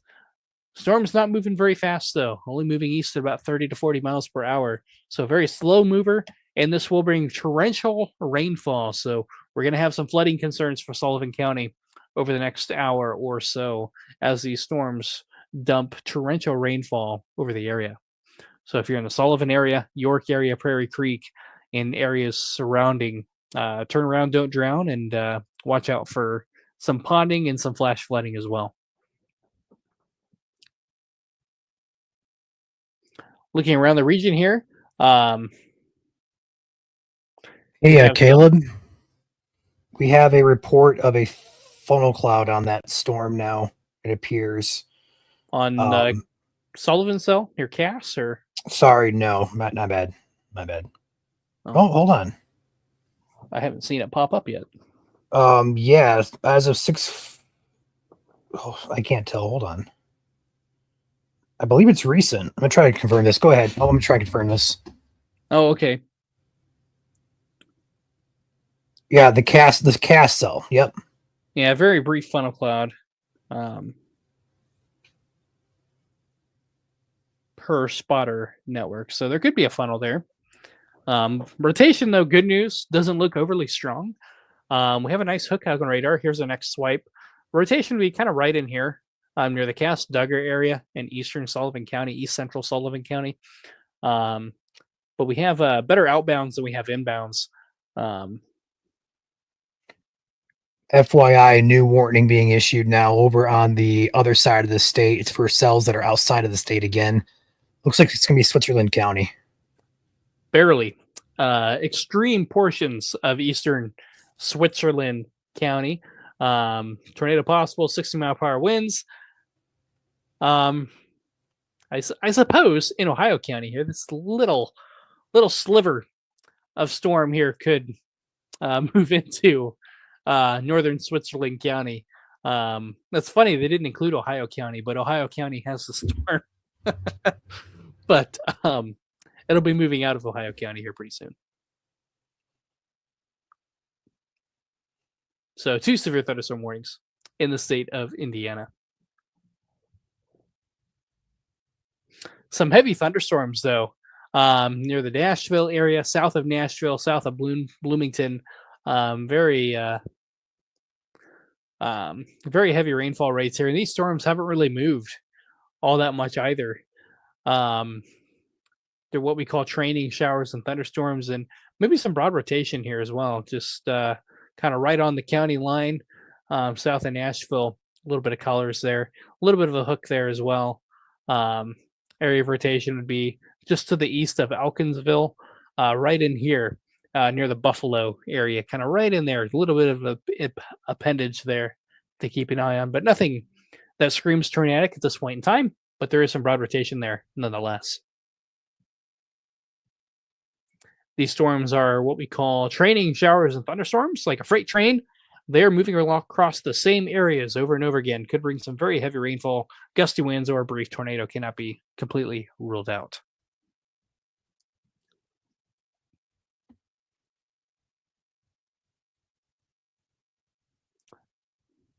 Bedford, Indiana. Yeah, I'm going to have to keep an eye on you. These storms will eventually kind of sag south a little bit. So I have to keep an eye on them for you. Could be a little bit before they get there.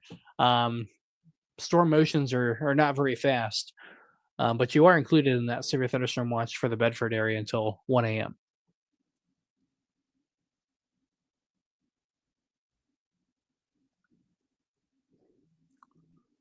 Really dark in Greene County. Yeah, I believe that. Very juicy thunderstorms coming your way. Likely going to get pretty dark as these storms roll overhead. And we have a special weather statement in blue for 39 more minutes for the Bloomington area. Winds in excess of 40 miles per hour and minor flooding also ongoing here. Torrential rainfall is also occurring with the storm, may lead to localized flooding. Do not drive your vehicle through flooded roadways. The storm may also intensify as well, so do monitor and stay alert.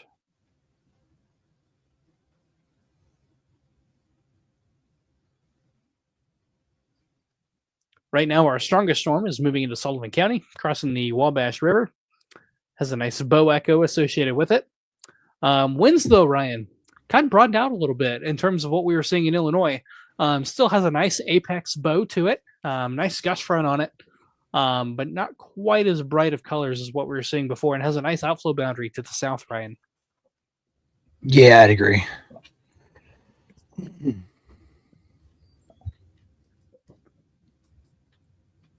Also, with that complex, I believe we're about to see that pushed into the state here.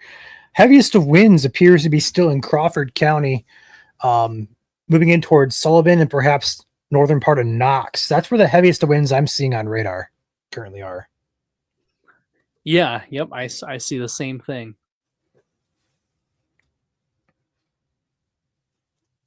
And that warning across our state line in Illinois still contains that possible tag for a tornado. At the time, though, I don't see any areas of rotation within that complex. It is something we're going to have to keep an eye on, as some of these storms have exhibited signs of broad rotation from time to time along our stationary boundary. But as right now, nothing tornadic-wise is really too concerning at this point in time. As we look here across radar, maybe some broad rotation here, Ryan, near the Elkinsville area. Have some colors perhaps right in here, but nothing that really screams anything tornadic at this point in time. Even the Bloomington cell too has maybe some broad rotation with it. A lot of these storms do, but nothing that really screams tornado. So that's some good news. Hopefully the rotation stays at bay and we don't have a tornado tonight. As Ryan said earlier, we've had enough for the year. Yeah.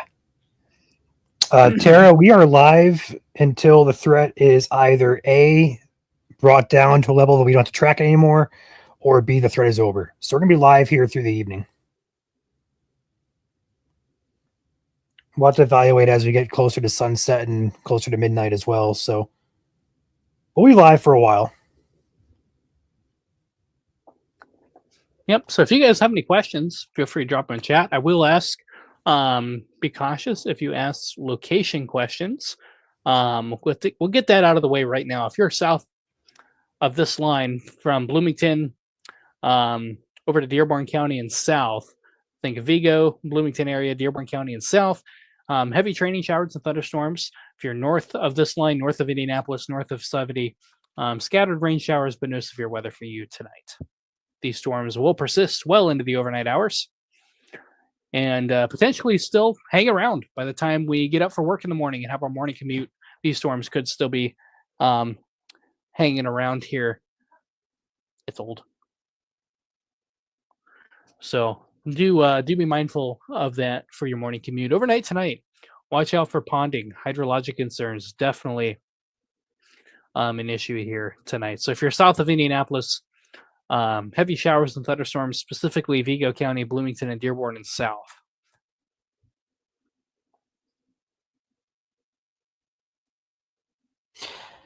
I will ask a location question, Caleb.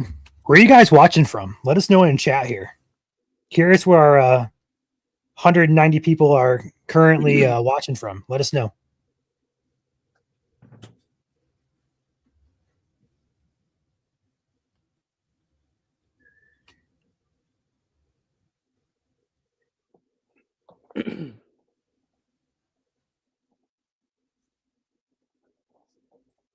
Go ahead and pop open the radar here and kind of take a peek at a broad scale.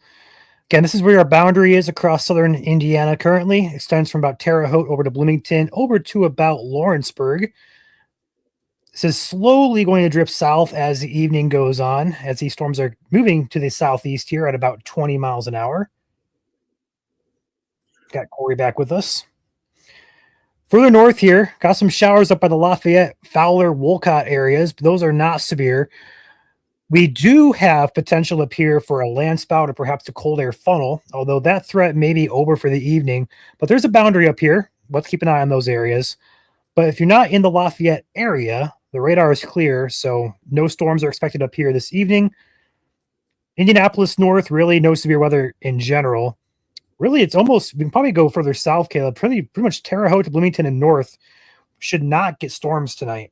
No, none are expected that far north. It'll primarily be southern Indiana tonight and into tomorrow morning. By tomorrow afternoon, we should be generally cleared out across the state. A few lingering showers and thunderstorms can't be ruled out across far southern Indiana. But this risk will go well into the overnight hours tonight. I know a lot of our thunderstorm days over the past couple of weeks and even past couple of months, we have thunderstorms pop up during the day, and then evening time they kind of die out and are completely gone by overnight. Tonight is not that one of those days. We're going to have these storms continuing into the early morning hours tomorrow. So do keep that in mind. These storms will still likely be hanging around for a Monday morning commute. They'll slowly exit the state. Some guidance has them out by about 7, 8 o'clock tomorrow morning, but they could still be hanging around.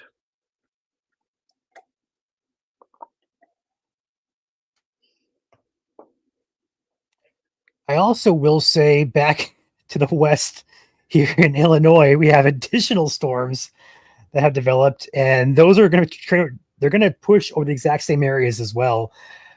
I don't want to say this, but we're going to have flash flooding tonight, and we're probably going to have a lot of roadways get flooded.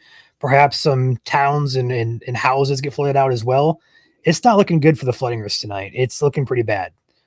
The good news, though, is the storm, intensity-wise, it doesn't really appear as strong as it once was. The velocity here has came way down over the course of the past couple of scans. So perhaps these storms are on the weakening trend, severe-wise. But as you can see here, there's still, we're called a blob of rain, a big old blob. And that's going to dump a lot of heavy rain in a short amount of time here. So perhaps these storms are on a weakening trend with their winds, maybe some rotation as well. But we'll keep an eye on it for a little bit.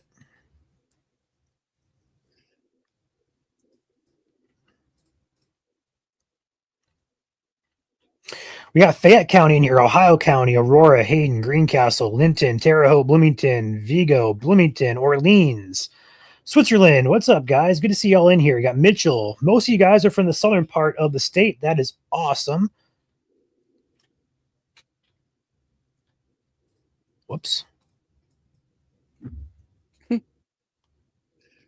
Currently, we have 2 severe thunderstorm warnings in the state. Switzerland County, although the storm that is warned is primarily in Kentucky. And we also have Sullivan County, as well as east or western Clay and Greene County as well under that severe thunderstorm warning. Although the winds ahead of this warning have not been too significant. They've been kind of on the downtrend a little bit. However, the flood risk has been on the uptrend, and that is something forecasted today and something we tried to communicate this evening with our afternoon update, highlighting portions of southern Indiana for this exact scenario. Training showers and thunderstorms could bring heavy rain and flash flooding. There's another look from Storm Hunter Corey, looking at some scud clouds there, maybe a kind of a loose shelf cloud there, maybe perhaps some lightning there. A lot of lightning in these storms as well. That's another thing that we do have today.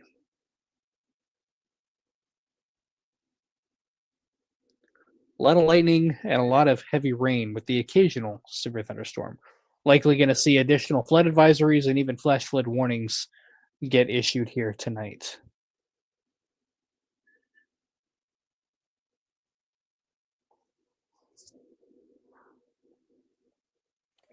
I don't see any areas on radar anymore of concerning pockets of rotation. Everything looks pretty weak in nature. In fact, I wouldn't even suggest much in the way of damaging winds either. No, not at all. This is looking like a heavy rain, perhaps a little bit of gusty wind threat. There's really nothing that catches my eye anymore for severe weather in the state as of right now. That could Maybe- change. More showers and thunderstorms are developing and training. But I think the main hazard here, Ryan, and really has been all along, is flooding. Now, we do have a severe thunderstorm warning that got extended to state line close to the Vincennes area, but for Illinois, 60-mile-per-hour winds and penny-sized hail. But the gust front on that storm is an outflow boundary. It's actually more or less an outflow boundary warned on this portion of the storm, where we see gusty winds first, followed by heavy rain. Ooh, nice lightning there. Nice CG there, cloudy ground lightning strike. Yeah, a lot of lightning in these storms, Ryan. Heavy rain and heavy lightning. Yeah, looking on radar, there is a ton of lightning strikes showing up here. So Yeah, even though lightning is not considered a severe part of a storm, it is still very dangerous. But lightning alone cannot trigger a severe thunderstorm. nope. It needs to be treated with caution, though. One strike, you're out with lightning.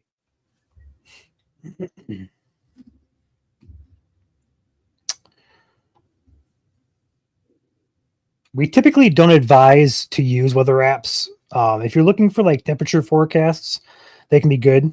I use Weather Underground. But if you're looking for weather apps to get severe weather forecast or information, don't. Just don't. They are all over the place, and they are based off one model, and they're computer generated. You need a human to tell you, because humans can interpret data, or weather apps really can't. So it takes more than one model and more than what a computer can do to generate a severe weather forecast and communicate that to you. So in theory, temperature forecast, perhaps a radar if you need it. Weather Underground is a good one, but otherwise, I would not advise using an app for anything other than that. Alerts as well. Some apps can do pretty good for weather alerts. That can be another reason to use it.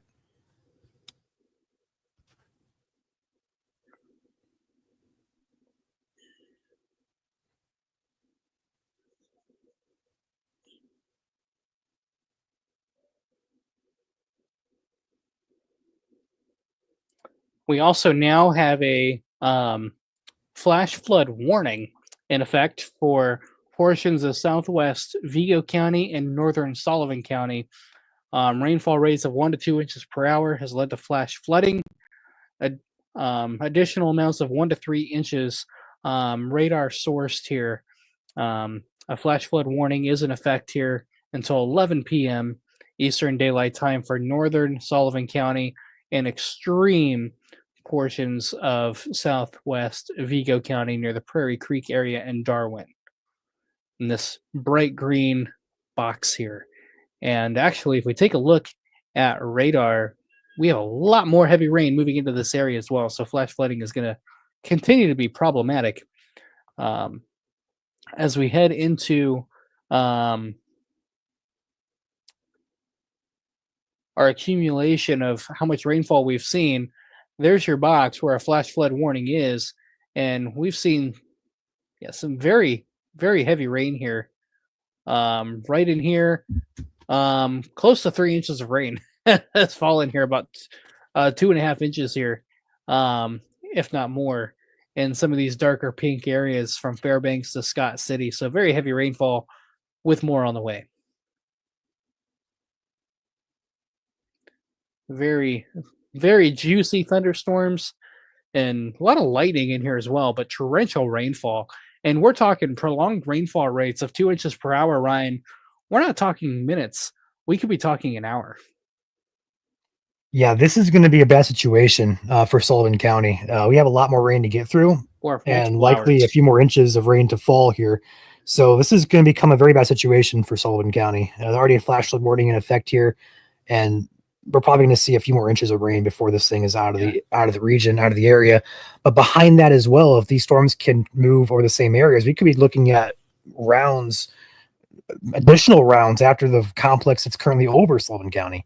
So Absolutely. no matter what scenario we go through here, it's going to be a bad situation here, especially for Sullivan.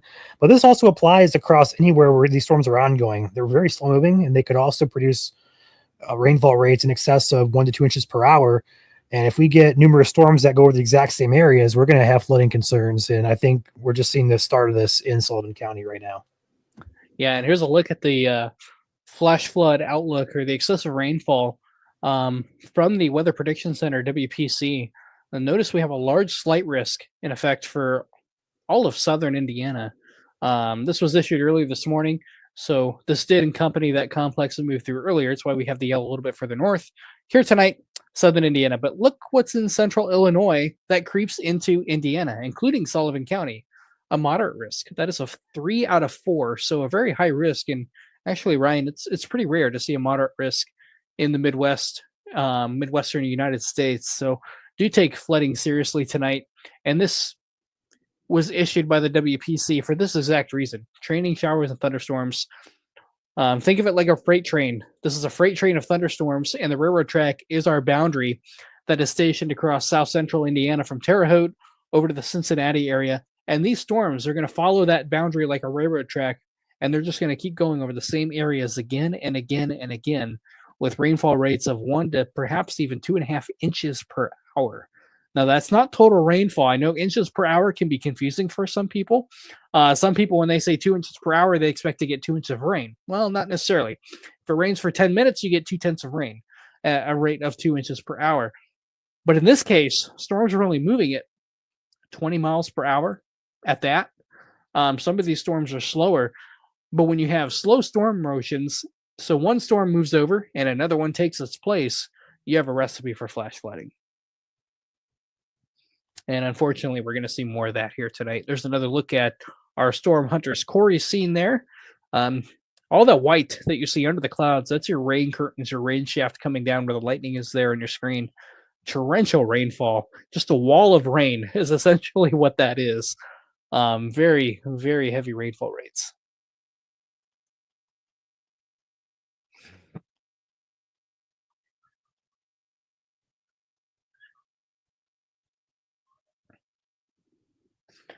There you can see he's panning around for you. Some scud clouds underneath there. But as you look at the clouds, you know, when you have a fixed point like the trees or a utility line there, you notice, Ryan, they're not moving very fast. No, they're not. Not at all. So that goes to show you how we don't have a lot of wind shear out there. We have some directional shear, but we don't have a lot of speed shear. Speed shear helps move these storms along, get them out of here. We don't have that tonight. So that is just going to further escalate the flooding risk and flooding concern that we have here across the state.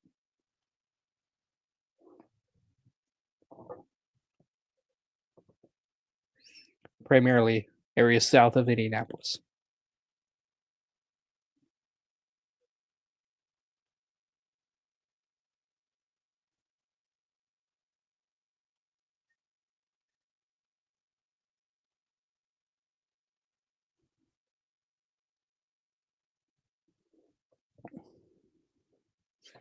Severe thunderstorm warning is still in effect for Sullivan County, as well as Greene and Clay.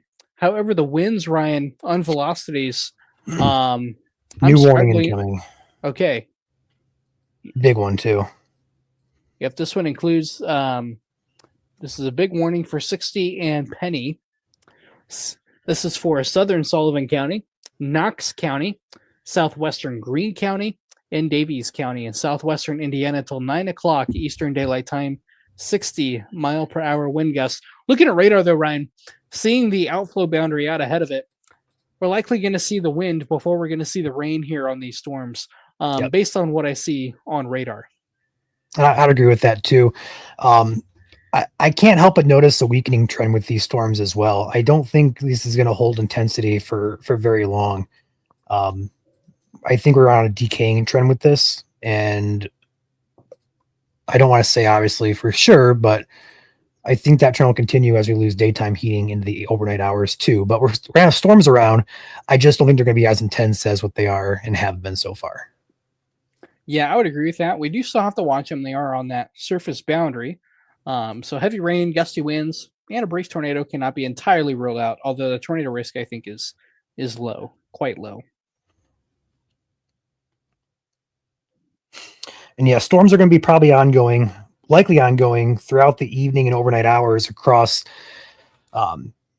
basically from Sullivan to Bloomington over to the Cincinnati area along that boundary and point southward. So if you're in the very far south part and even parts of central Indiana there, Bloomington area, Terre Haute area, I would expect there to be ongoing showers and storm chances throughout the overnight period.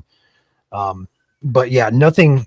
I wouldn't expect anything major at this point this evening. Everything has been pretty, I'm not going to say calm or tame, but everything has been kind of kept in check so far, minus a couple areas of brief rotation and perhaps a couple gusty winds. So as of right now, I think the threat is pretty much at its peak.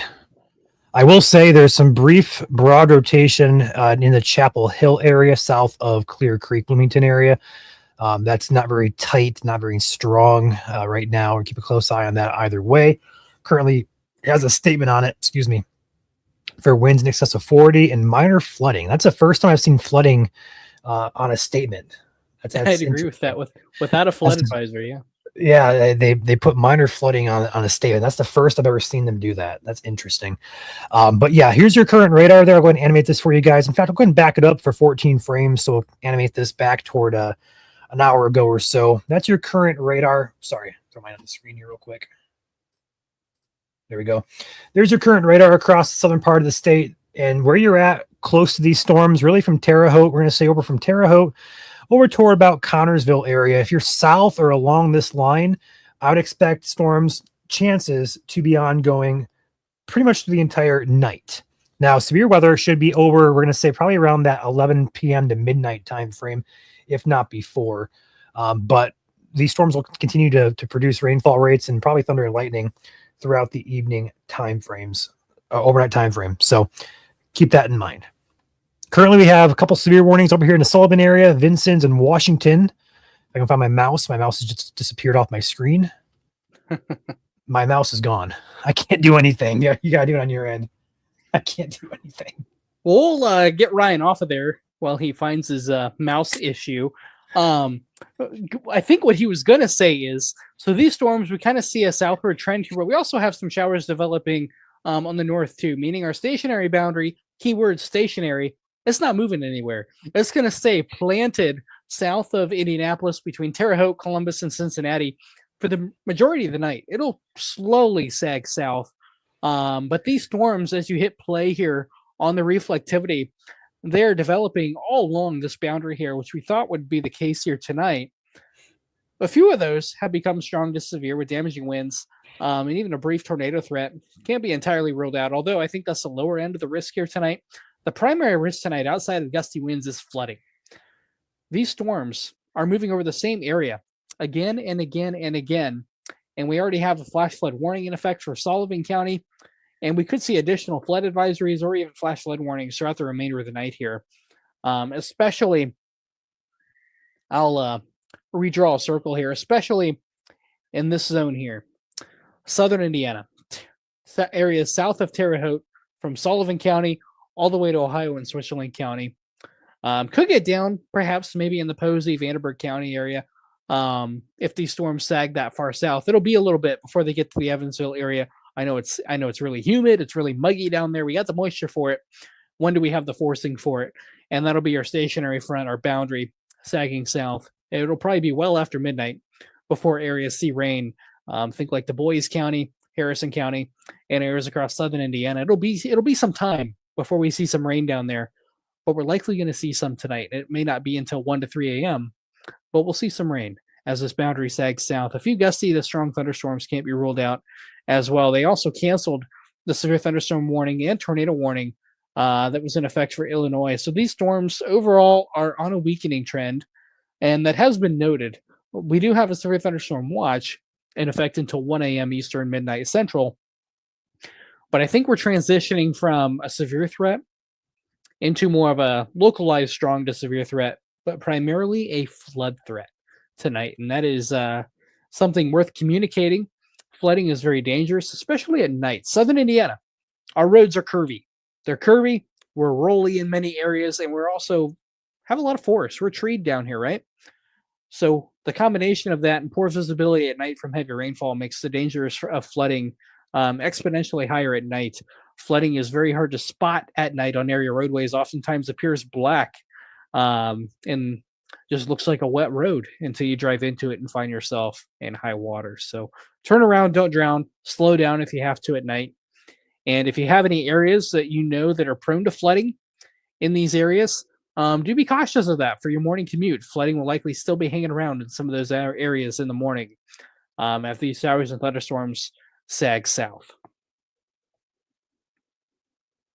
So do be mindful of that. Do be courteous of that as well. So flooding, primary threat tonight, followed by locally strong gusty winds, 30 to 50 to perhaps 60 miles per hour.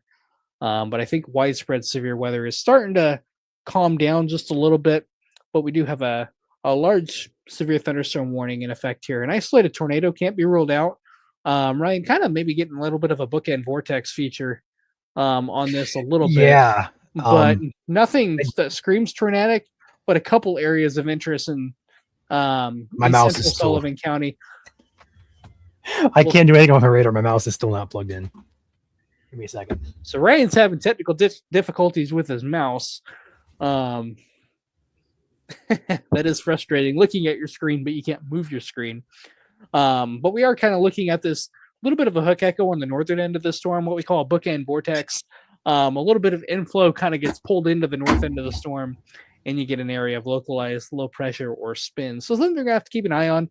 Right now, our wind velocities are parallel, but we have a little bit of curvature to them. We have a little bit of inflow right in here that we're going to have to keep an eye on, and a little bit up here to the north as well. There's our latest scan, kind of right up in here near the Jericho area, Ryan. Have a little bit of a couplet forming, moving into the Duggar area. Yeah, I was going to end of our notch, a little bit of a couplet right in here where you see those colors touch. You're at the top of our bookend vortex, have inflow here, outflow here, but where those meet, kind of at the northern point of that. I'm gonna have to watch this area as well. want to say, Caleb, that's the latest couple scans there. That really has pushed outward. Really so has, with yeah. with that, I would expect there to be some, perhaps some couple things could happen here. Number one, damaging wind here for the Linton area, Bicknell, Edwardsport, Freelandville, Sanborn, along State Route 159 as that pushes outward. And as Caleb mentioned, as that pushes outward, we can have air kind of circulate up and in on the upside, the top of that, as he's circling there on your screen there. That is what we call a bookend vortex feature. That may also, the push out can also spin something up there. So we're going to keep a close eye up there for a potential spin up tornado. Right now, it does not look likely, but it's possible as that pushes out, it could draw that air in and tighten that up. So two things: damaging wind for the areas of Freelandville, Sanborn, Elnora, Plainville, Edwardsport, Bicknell, Bruceville, Emerson, Oaktown, along State Route 58, State Route 159, State Route 67. And then on the top part of that, up near the, let me go ahead and get this on velocity, up near the Duggar and Cass area as well, near Bucktown. That could also be an area to watch for some rotation here if it does try to spin something up. Yeah, a little bit broadened out there as well, but still kind of have a little bit of notching going on there. So worth watching. No tornado possible tag or anything like that, but it is worth watching. Hazard 60-mile-per-hour winds and torrential rainfall. And there we go, Ryan. There's our flood advisory. Not surprised by that at all. In effect for quite a while. In effect for nearly 3 hours until 11:15 this evening. Minor flooding and low-lying and poor drainage areas. Between 1 and 2 inches of rain has fallen, and additional amounts of 1 to 3 inches. So some people could get 5-6 inches of rain tonight, additional of what we've already had over the past few days. In some areas, if you play your cards right, Ryan, some areas have already seen a half foot of rain. So 1 to 2 week total here could be near a foot for some people, which is quite extraordinary. Yeah, it's not a good situation across South Indiana, especially think back to spring too. We had multiple rounds of rain and flooding down there in the springtime, and we were getting this again in the summertime about here. a month ago. Yep. Yeah. It's been unrelenting down there. Yeah. And Northwest Indiana feels like we can't buy a drop for a lot of people up there as well. A lot of crops are really stressed. Some corn is curling. Really polar opposites between north to south. Just kind of how the pattern has been set up and is unwavering. Something else I think of too, I just can't help it when you see the rain is can't help but think of the mosquitoes that come with the rain. A lot of breeding ground for them, a lot of puddles Hey. and water for them. Caleb, we're considerable now. We are considerable. For which one? A new warning incoming now for Bloomfield and Linton areas, for Greene County, as well as I got the warning. I just lost it already though. Greene and Sullivan County until 8:45 Eastern, 70-mile-per-hour winds, and a possible tag for a tornado. That is due to that bookend vortex Caleb and I were just talking about. Yep. They are seeing the exact same thing that we are here. Possible some rotation with this storm, although right now it does not appear to be overly tight. But as that pushes outward, that bookend vortex can tighten up as that wind pushes out and circulates air up and around it and into it. So 70-mile-per-hour winds and a possible tag for a tornado. This would be for central Greene County and extreme eastern Sullivan County. The majority of the wind is moving into Greene County, though. Despite that bookend vortex or northern edge of your bow echo, still in Sullivan County, just south of Cass and Duggar. But this is moving into Greene County. Although it doesn't look as impressive on velocity, some stronger winds are likely at the surface. They have reason to issue that considerable warning. They don't issue those for nothing. Our considerable warning is this box here that I highlighted in white. That is our considerable warning. Does include the Bloomfield area, Linton, Lyons, Plummer, State Road 67, and areas east of 159, all under a considerable warning. Tornado possible within this as well. Go ahead and read the warning text here. This is until 8:45 Eastern Daylight Time. 70 mile per hour, 70 wind gusts here. Moving east at 40 miles per hour. Expect considerable tree damage. Tree damage is likely to mobile homes, roofs, and outbuildings. Locations impacted include Linton, Bloomfield, Lyons, Switz City, Newberry, and Pleasantville. Remain on alert for a possible tornado. Tornadoes can develop quickly from severe thunderstorms. If you spot a tornado, go at once into a basement or small central room, interior room, away from windows. Tornado possible here with our bookend vortex. Oftentimes, these are spin-up tornadoes. We may not see the rotation on radar. It may be tighter at the surface and much tighter than what radar can represent here. But anytime you get a bookend vortex, you get locally enhanced vorticity at the surface, and that can in turn spin up brief tornadoes very quickly. And they're often rain wrapped. You often will not see the tornado for these, so you need to be in your safe place before it hits. The storm is moving at 40 miles an hour, so you have time to prepare if you're in Greene County, and now's the time to do it. Secure your outdoor furnishings now, and then go inside, wait it out until the storm has passed. Interior room, away from windows, lowest level of your home. Basement preferred, but many of us, if we don't have a basement, interior room, bathroom, closet, all great ideas under a stairwell until this storm has passed. If you're in a mobile home, I would recommend finding a storm shelter or a sturdy structure that you can go to. Mobile homes can be overturned easily in significant straight line wind events or tornadoes. This is for central Greene County until 8:45 p.m. Eastern Daylight Time. Go ahead and draw out some features here that we see here. Start here on reflectivity. Notice this big bow echo, this big apex of a bow, like drawing out a bow and arrow. We have strong winds coming in on the backside. On the northern end, this is where the greatest tornado risk would be on the northern end, called a bookend vortex. It's a small localized area of low pressure on the leading edge of a squall line or a storm complex. And that can locally enhance wind shear at the surface and also not only pull down stronger winds aloft down to the ground, which in turn cause a considerable warning to be issued, but it can also enhance low-level spin, vorticity on the northern end of that, and it can spin up tornadoes rather quickly. So Linton and Bloomfield, anywhere in this considerable warning, interior room, away from windows. until this storm has passed. This is a level 2 out of 3. We have a baseline severe thunderstorm warning, which is quarter-size hail, 60-mile-per-hour winds, and then we have a level 2 out of 3, considerable. This is for 70-mile-per-hour winds or greater, and if we reach 80, we'll be at a destructive warning. Hopefully, we don't see that. So again, interior room, away from windows until this storm has passed.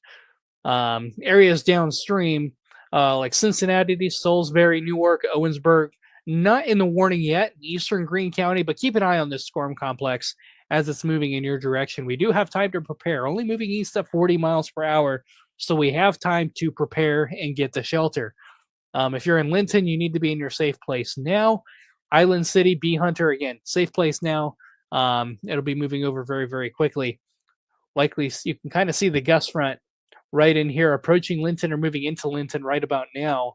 So again, interior room away from windows. A lot of lightning and torrential rainfall is also occurring in this thunderstorm.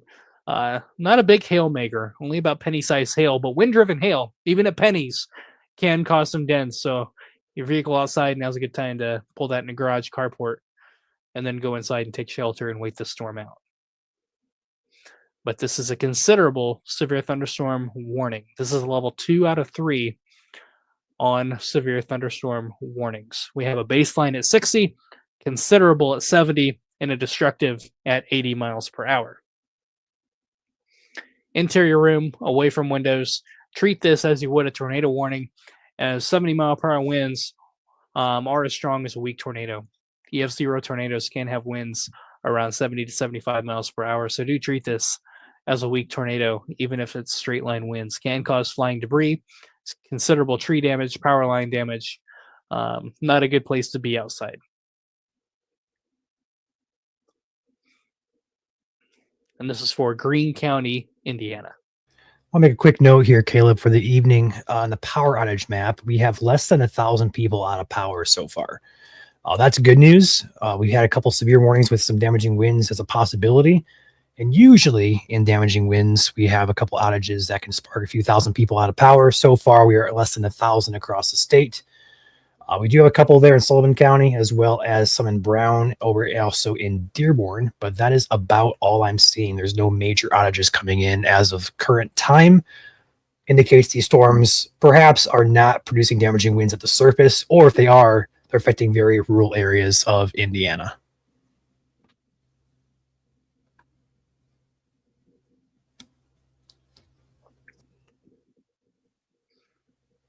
Yeah, very, very potent complex here, and it is behaving as such as an MCS, Ryan. It is behaving as that mesoscale convective system, its own living, breathing storm system. That's kind of how it's behaving and how it's evolved. And something to watch, though, Ryan, going forward, is if this system develops its own MCV. I think it already has. You got to track it back here. In fact, I'll throw my screen up real quick. I think it has. I think it has as well. I'll throw my screen up here. Now, watch on the, go ahead and one panel this. Watch on the northern part where I'm circling my mouse there. If I back this up, I'm going to actually try and get this backwards a little bit further. But as you back this up and move it back and rock kind of back and forth here, you're going to see on the very top part of that complex, it's spinning. And that typically is where you get that. There you go. You can see it now. You can see the very top part as it moves into Sullivan to Greene County, you can see it kind of curling on itself. And that's where I think the MCV is. You can really see it right there. Am I going crazy? Or is that no, I have it on my products here at home as well. So MCVs are essentially miniature low pressure systems, and that can aid in lift as well as some rotation with the storm as well. But with that MCV, it's really starting to crank the leading edge of the storm outward, which is why we have that considerable warning now for 70-mile-per-hour winds, as because the MCV is formed, it's kind of, think of it kind of like a slingshot in a way, where it just kind of curls in and slings it outward. And that could really get our wind gust up close to, 60, 70-mile-per-hour winds. But also, as all that air rushes out, we have the bookend vortex on the top side where air can rush back in on itself and curl up and rotate. It's called a bookend vortex. So very, very potent complex here moving into Greene County. So out ahead of this, Bloomfield, Plummer, Lyons, Newberry, Stallcup Corner, Switch City, all need to be in their safe place here. A central part of Greene County needs to be in your safe place as the storm pushes through. It's going to travel right along State Route 57, heading towards State Route 50. Sorry, along State Route 54, pushing toward State Route 57. Check the rotational tracker on this. There's your bookend vortex where the green and reds are kind of coming together. Notice how they're not meeting. They're not really tight or intense in color. That's good, but that's where your general area of interest is going to be up here, where the greens and reds are kind of meeting, but they're not tight yet, at least not right now. So hopefully that stays this way. Looking at a few other products here, check out some stuff. There's your rotation tracker here. Not much showing up there. Hail and debris tracker. There's nothing showing up there. I need to get a coordinates on this. We're looking at 269 over 35. Go ahead and input that into SRB quick.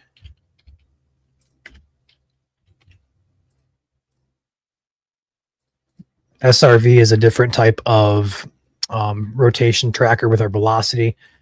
And there's, we're kind of seeing there what's based on the storm motion via the radar location. So definitely some gusty winds occurring here up on the Duggar and Linton areas heading toward Lyons. That's the strongest part of that cell. Also got some gusty winds further south down here in the Bicknell and Plainville area. That's going to be in Knox County as well. So this is a very potent storm as it pushes due eastward here, a little bit south as well. So central and southern part of Greene County, northern part of Davies County, and even Martin County currently not in a warning, but be aware that down here as this pushes your way in Martin, the storm has picked up intensity and speed. It is now progressing to the east-southeast at roughly 40 miles per hour. We were looking at 20 miles an hour earlier, so it almost doubled in speed here as it kind of slingshotted outward. So it's going to be on you a little bit quicker now, but still, if you're in that Martin County and even the eastern part of Greene County, be alert for this cell as it pushes your direction.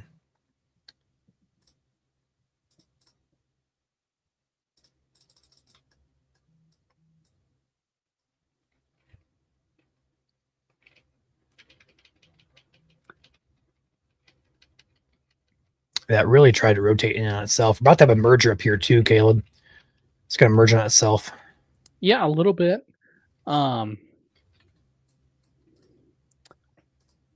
All in all, damaging winds, I think, is the primary threat here. Can't rule out a spin-up tornado, a brief spin-up tornado.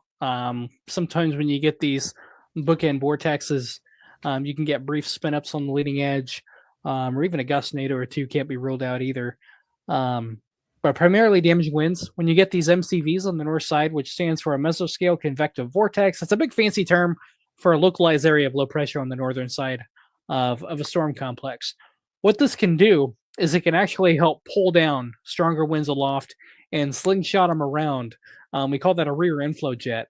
And just like it sounds, it's a jet of really fast moving air getting pulled down to the surface, giving us our straight line winds within our considerable severe thunderstorm warning, penny-sized hail, 70-mile-per-hour winds, as well as a tornado possible tag on this warning to cover the threat for a brief spin-up tornado or two.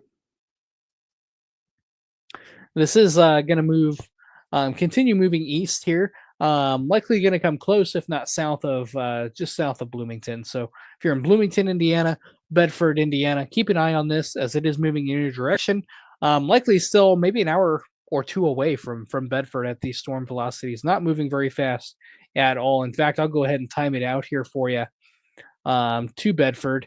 It says forward motion at 40. I'm going to say 45 to give us some time here. Sometimes these mature complexes, especially now that we have a rear inflow jet, it can actually propagate these storm motions a little bit faster. So we have Mineral City, 17 minutes. Crane in 18 minutes. We have Popcorn in 33 minutes. That makes me hungry. We have Fayetteville in 39 minutes. And Judah in 42, Dark Hollow 42, Oleitic 44, Murdoch 44, and Bedford, Indiana, about 45 minutes away from you guys. And then Spring Mill Village, 55 minutes away. So if you're in the Spring Mill area, Spring Mill State Park, heads up for this as well. We have a couple state parks in the area. We got Brown County State Park, and we also have Spring Mill State Park in the area as well. So do be mindful of that. It is a weekend. There's probably campers.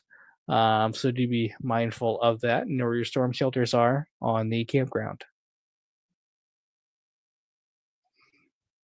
We have a storm hunter out there, Sarah, and she intercepted this line. And I had to estimate, looking on the video that she sent into our private chat, looking about 40 or 50 mile per hour winds there, estimated visually. Within the considerable warning, or yeah, that's going to be in the considerable warning. I believe it's going to be near this Linton, Lyons, and Sanborn areas. okay. So that's going to be that general vicinity. So it doesn't appear to be overly, intense in that location, but still very gusty as it You could pushes still have across. pockets of wind, Yeah. 60 to 70 mixing down. These mature complexes can do that fairly easily as well. So do take this seriously. Interior room away from windows. Prepare for the worst, hope for the best. Hopefully those winds are aloft and just not quite coming down to the ground. But it doesn't take much forcing to get those down to the ground. So do be mindful of that. Better to be safe and sorry than caught off guard and in harm's way. Yep, absolutely. So yeah, with this storm, a lot of torrential rainfall is also occurring, as well as a lot of lightning. There's a lot of lightning out there.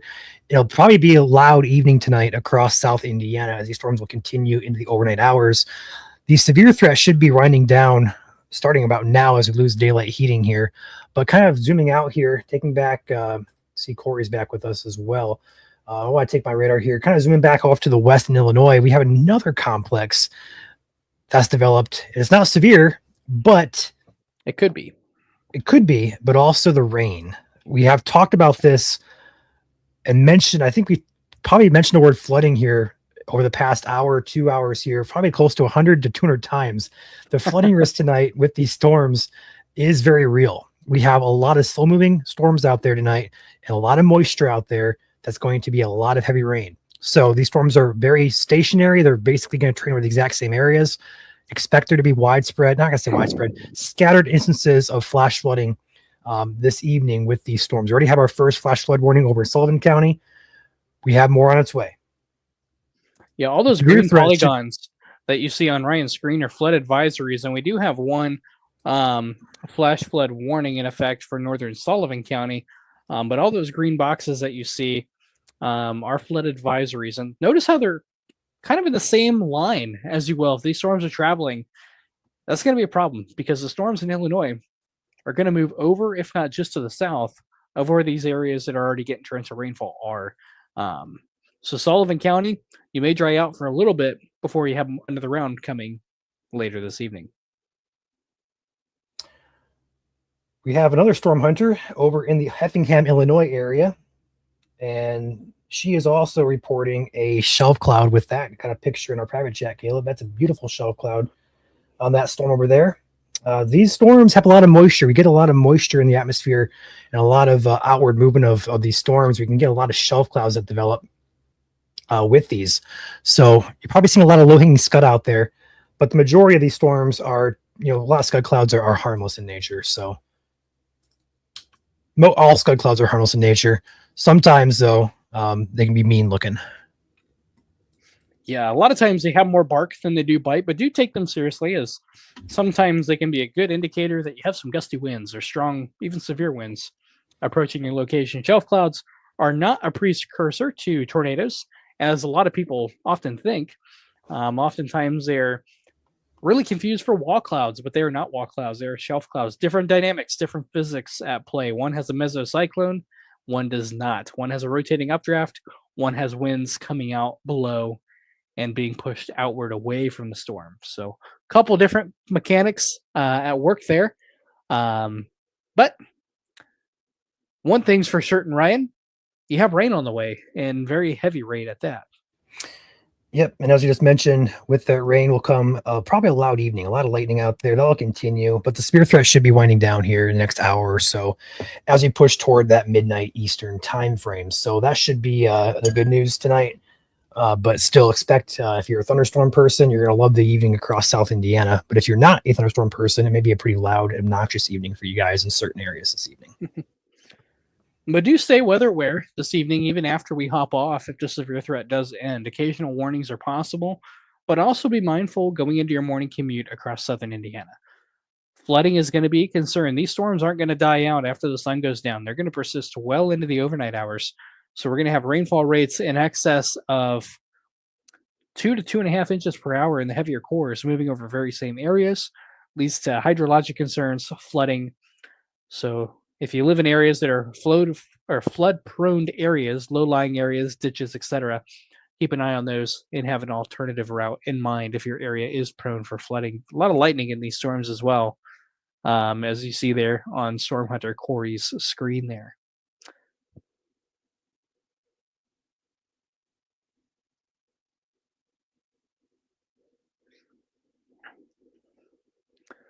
A few storms overnight could be strong to severe. Damaging winds is the primary risk here tonight. The tornado risk is not zero, but it is very low. Damaging winds with a flooding risk thereafter. And the flooding risk actually exceeds probably the damaging wind risk, in my opinion, Ryan, overnight tonight.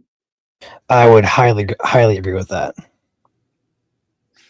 Anytime you get training showers and thunderstorms moving over the same areas again and again, all exhibiting rainfall rates to an inch to 2 inches per hour plus, it's a recipe for flooding.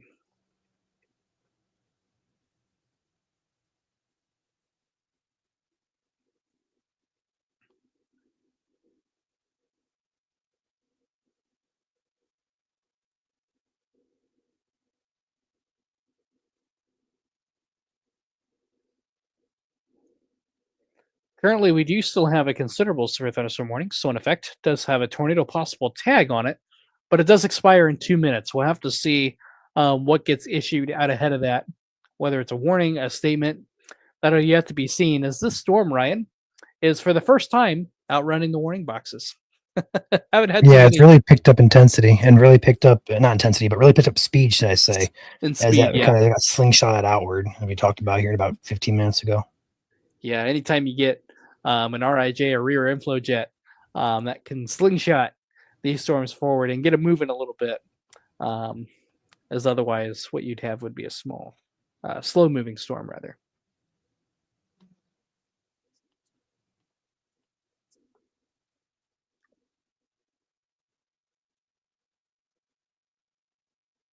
But hazards going tonight, main hazard damaging winds.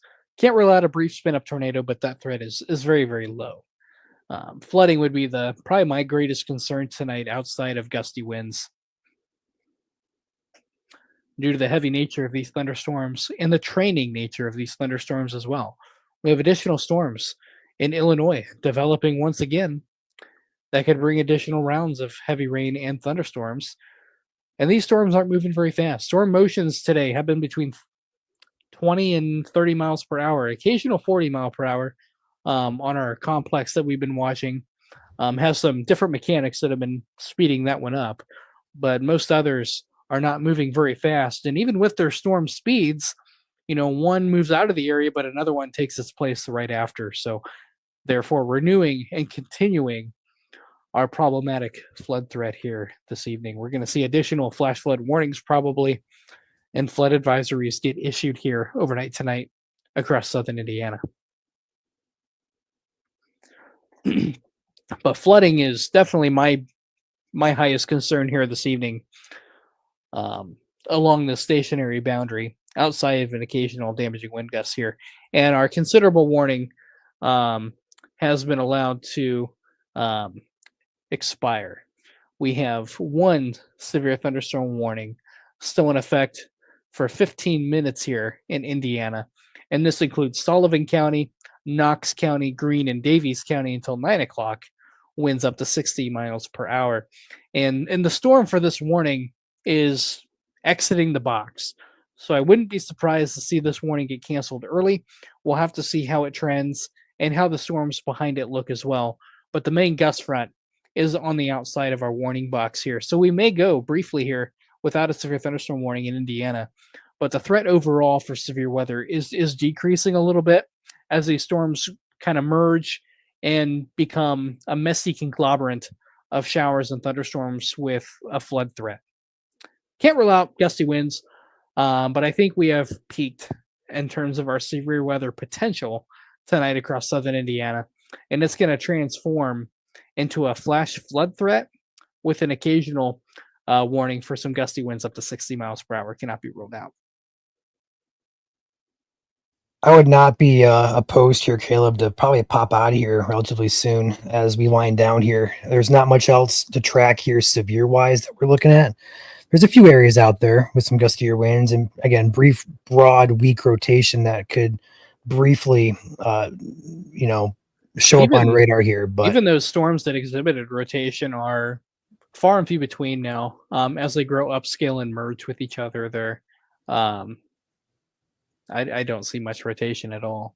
yeah, and with that as well, the storms that should or could have produced tornadoes earlier this evening when the instability was highest along the boundary, they didn't. So the overall environment is we're trending in the right direction here, where we can probably wrap this up and be on the safe side to let you guys go for the evening and give you guys a bit of a break from watching Caleb and I here. We've been live for about two hours and about 2.5 hours here, and we've had a But with couple that being severe warnings. said- And go ahead. Yeah, with that being said, just because we hop off doesn't mean we're not watching radar. We'll continue to watch radar behind the scenes. And as something of a significant nature does reappear, we will come back on and we'll cover that.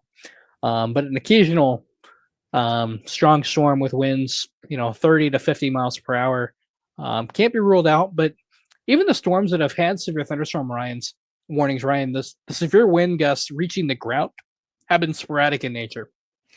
Yeah, we're still at And less than 1,000 people out of power. In fact, Yep. I just updated. We actually have 1,400 people now, and those are in Sullivan County. So it looks like we just had a surge of about 600 people in Sullivan County just lost power. But the funny thing is, in Sullivan County, there's really no strong storms ongoing there, but rain is. So that's also something to consider there. yeah, we do have But- that flash flood warning in effect for northern Sullivan County, and that is in effect for another 2 hours and 12 minutes, or until 11 o'clock here tonight. But with that said, though, the overall storms this evening, if we had severe wind gusts, we probably would have a lot more people out of power here. And we just don't have very many outages across southern part of the state right now. So that's a really good sign that these storms are likely not producing widespread wind gusts here, and probably won't through the evening. They should be pretty isolated in nature. I think again, as Caleb has said several times over, the flooding risk is outweighing the severe risk at this point. Absolutely, and their flooding risk only escalates at night. If you're driving at night, especially southern Indiana, or really anywhere, it doesn't really matter where you're at. The flood risk is always dangerous at night. Floodwaters blend in with the road of which you're driving on. They appear black and shiny, but so does the rest of your road. So it's really hard to navigate and to determine how close and how far away you are from that water and where the water is until you drive into it. So turn around, don't drown if you come across floodwaters. Heed warning signs. They're there for a reason. It's actually illegal to disregard those and go around those, so do not. From a legality standpoint, but also it's just dangerous. It only takes 18 inches, I think, of moving water to float your car pretty efficiently, and about half that to move an adult person. So very dangerous at night. Our roads are hilly, they're curvy, it's wooded, it's dark. Be careful. Going forward the rest of the night, we're going to continue to have heavy showers and thunderstorms throughout southern Indiana all night long. They'll slowly sag south, so you may still have some thunderstorms around for your morning commute tomorrow morning, primarily around the Du Bois County area, southern Indiana, Harrison County along the river, maybe even Posey and Vanderburgh. We could still have some rain showers hanging around early tomorrow morning, and then they'll slowly move out by about lunchtime tomorrow morning, before drying out tomorrow afternoon. So heavy thunderstorms tonight going into the early morning hours. Heaviest rain threat is between now and probably about 3 to 5 a.m. I think is our target window for these heavier showers and thunderstorms. A few of them could be strong to locally severe, damaging wind gusts to 30 to 50, maybe 60, but I think they'll be more sporadic in nature as we go throughout the night. these storms struggled to produce widespread severe weather during peak heating. We did have a narrow window of destabilization that was allowed to occur this afternoon across southern Indiana. So we did have plenty of instability, and we still have sufficient instability. But storms can't become severe on instability or fuel alone. We have to have other ingredients in the mixing bowl to allow storms to become severe, and we're lacking a few. But what we're not lacking is moisture, instability, and a surface boundary. Those three ingredients with weak wind shear create a prime environment for flash flooding, and that's what we're seeing here this evening. And that remains the highest concern overnight tonight into tomorrow morning. Ryan? Yeah, I think that's well said. As Caleb mentioned, we'll probably stay on here or probably pop out of here. I think probably right now, actually, if we want to wrap things up here. We'll wait until our warning expires here in 9 minutes. Okay. But it may get canceled early. The gusts are your outflow boundary has exceeded the box. But we'll stay on here until our box expires or disappears, and then we will head out, hopefully for the evening. Hopefully we don't have to come back on. But we'll continue to watch radar here behind the scenes. Good news is storms that exhibited rod rotation early do not anymore. Looking at radar, I don't see rotation in any of these storms anymore. No, I really don't. There's a couple pockets perhaps near Popcorn. I can't believe that's a town name in Indiana. I just want to say that Popcorn. I think I've mentioned it on a stream other time. Actually, you know what? I have, because I was talking about popcorn size hail or something food related. Yeah. And then I came across the town Popcorn. Yeah, it was ironic. I do remember that. But yeah, that's weak in nature. There's perhaps a bookend vortex type feature near Plummer, south of Bloomfield there, but that's again very broad, weak, not tight at all. But yeah, other than that, there's nothing else showing up. There's just not. So good news. Bad news for heavy rain and flooding. Good news for severe weather. So still stay severe weather aware. Have your no weather radios there. They also go off for flash flood warnings. Even if it's not a severe thunderstorm warning, the EAS system will go off for flash flood warnings. So do keep that on for that. We may see a couple more throughout the evening here and overnight tonight across southern Indiana. Northern Indiana, you guys are in the clear. North of Indianapolis, few scattered showers in the vicinity around Logansport, Lafayette area. No widespread heavy rainfall north of Indianapolis expected. Indianapolis may not see much rain at all tonight. Primarily Bloomington and South are under the gun for heavy rain here tonight. One of our storm hunters, Cody's in the chat here, just said, I just learned this. Popcorn, Indiana. Yep. Yeah, we do have some fun names in Indiana. We got Santa Claus, Indiana down there. We got Popcorn, Indiana. Surprise, Indiana. Surprise. Hopefully no more surprises tonight in Surprise, Indiana, or anywhere in Indiana. But good news is our severe weather threat is declining. We've seen this gradual decline take place now for probably close to 45 minutes plus over Indiana. And this was expected. But the thunderstorms continuing and training were not expected.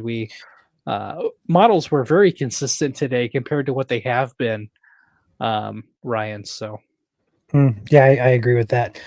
They went ahead and reissued a base severe warning. It's going to be for Greene, Lawrence, and Martin counties. 60-mile-per-hour winds is the only hazard with that storm. No hail and no tag for a tornado. Sorry, it's going to be Davies, Greene, Lawrence. How many counties is that? Davies, Greene, Lawrence, Martin, and Monroe counties until now. If you're in the Bloomington area and your emergency alert system just went off, just know that this box glances the southern portion of your county barely. Actually, yeah, there's no town in your county actually in that box. So that's crazy. But it does accompany your box because the northern edge of the storm could glance it on its way to Guthrie. So do keep an eye on that. Some gusty winds still occurring on the storm, up to 60 miles per hour. Although on velocity, it doesn't look that impressive. It doesn't. But we could still have some gusty winds mixing down to the surface here. But overall, Ryan, that whole complex as a whole has really downtrended. They just actually canceled the prior warning. We just talked about that with the boundary pushing out of the box. That's now been expired.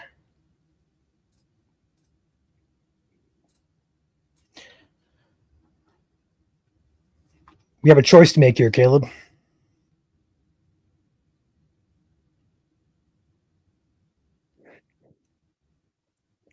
We do, yeah.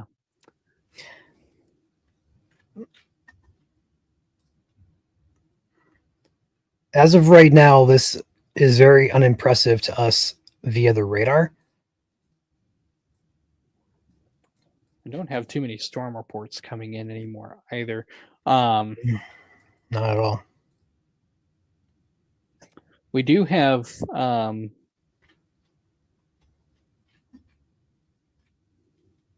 a new mesoscale discussion, Ryan, referencing our severe thunderstorm threat here for tonight. What does it say? I'm reading it right now. Brief summary: damaging winds and perhaps a brief tornado remain possible this evening.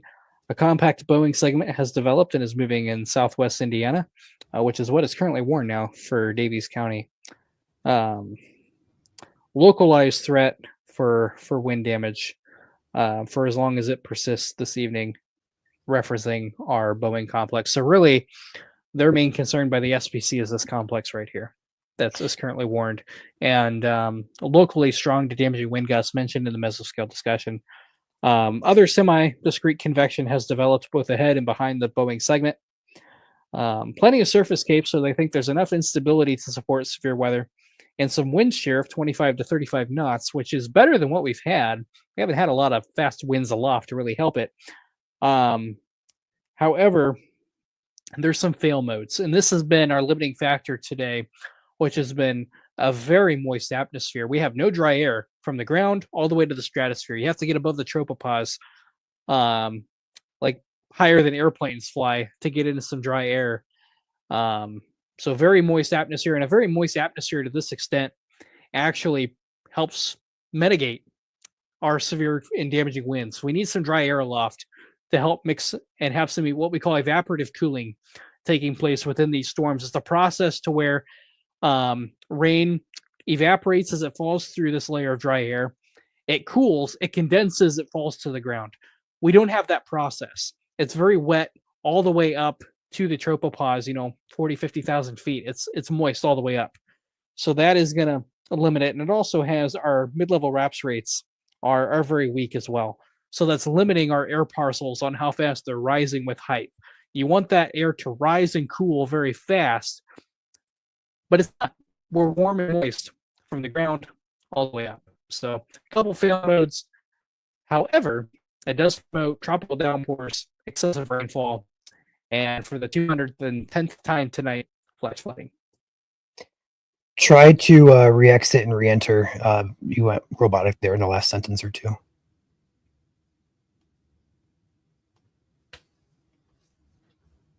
I don't know if that was on my end or if you guys got a robot Caleb there for a second, but we'll probably end it here soon. I apologize about that. Essentially, the fail modes that we have here, we have the instability and we have the wind shear. What we don't have is dry air aloft, and we have a very weak environmental lapse rates. And that's a term regarding to how fast our air parcels want to rise and cool with height. The faster they rise, the more robust updrafts we get, and the better overall environment we have for severe weather. We don't have that tonight. Our air column is moist from the ground all the way to the tropopause at about 40 to 50,000 feet. So we have to go to the stratosphere, our next layer of the atmosphere, before we run into dry air aloft here in Indiana. So we're very, very moist, which is why we have a risk for flash flooding here tonight. But that's also helping keep our severe weather in check as well. We need that dry air aloft to help promote damaging winds. We don't have it. Our weak upper level lapse rates are going to keep these updrafts in check too, which is why we don't really have a hail risk today. We need that air rising really fast to create these powerful updrafts that create hail accretion aloft. We don't have that tonight, which is going to help put a cap in terms of how strong these storms can get. There's a limit. There's a limiting factor. You can only fill a water barrel as full as what your limiting factor is, where you have a hole in your bucket. So we have a hole in our bucket tonight, and our severe weather is not really expected to go much beyond that hole, our limiting factors here tonight. So that's some good news. I think we can probably wrap it up here, Caleb. I think so. We do have our severe thunderstorm warning. We are watching that. But I think gusts to 60 miles an hour are going to be sporadic in nature, and it's proven to be that way throughout the duration of this complex, and likely because of how moist our atmosphere is and how little dry air we have aloft, and that's really preventing much of these stronger winds from mixing down to the ground. They're having a very hard time. Bedford, yeah, you're going to see um, some strong winds here, or not necessarily strong winds, but gusty winds, heavy rains. So really, anywhere across southern Indiana, you're going to see rain tonight, more than likely. Doesn't matter where you're at. If you're Bloomington and south, you're probably going to hear some rain, hear some thunder, and have quite a bit of rainfall. Well, with that said, Caleb, want to wrap this up, roll the outro? I think so. We're going to go ahead and watch radar here behind the scenes, and we'll hop on if we have another considerable warning or tornado warning. However, both of those are very unlikely tonight. We do have one severe thunderstorm warning still. Radar looks unimpressive. Could have some strong winds mixing down to the ground, but I think the majority of the wind within that warning are going to be probably around the 30 to 50 mile per hour range, with an occasional gust mixing to 60, but pretty isolated in nature.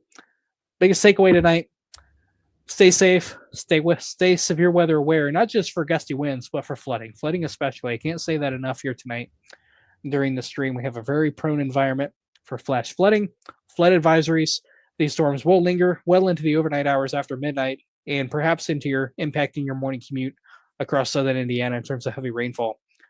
So with that being said, have a good evening, have a safe evening, and we'll continue watching radar here behind the scenes. Here's the last look at our active severe thunderstorm warning. Maybe some pockets of some gusty winds there along 69, where that core is, just near Scotland, having our pocket of some gusty winds there. But for the rest of the line, not looking too significant at this point in time. Mainly a flood risk at this point from here on out. All right. With that said, we're going to monitor stuff behind the scenes. We'll go back live in the event that we need to. Considerable warnings, tornado warnings, etc. Be back live on here if we need to. With that said, enjoy your night, stay safe, and do not drive. Please do not drive through flooded roadways. Turn around and don't drown is an old saying. It applies tonight. Please take it seriously and be on the lookout for any flooding in your morning commute as well. Stay safe, guys. We'll catch you, hopefully not tonight, but sometime in the future here at Indiana Weather Network.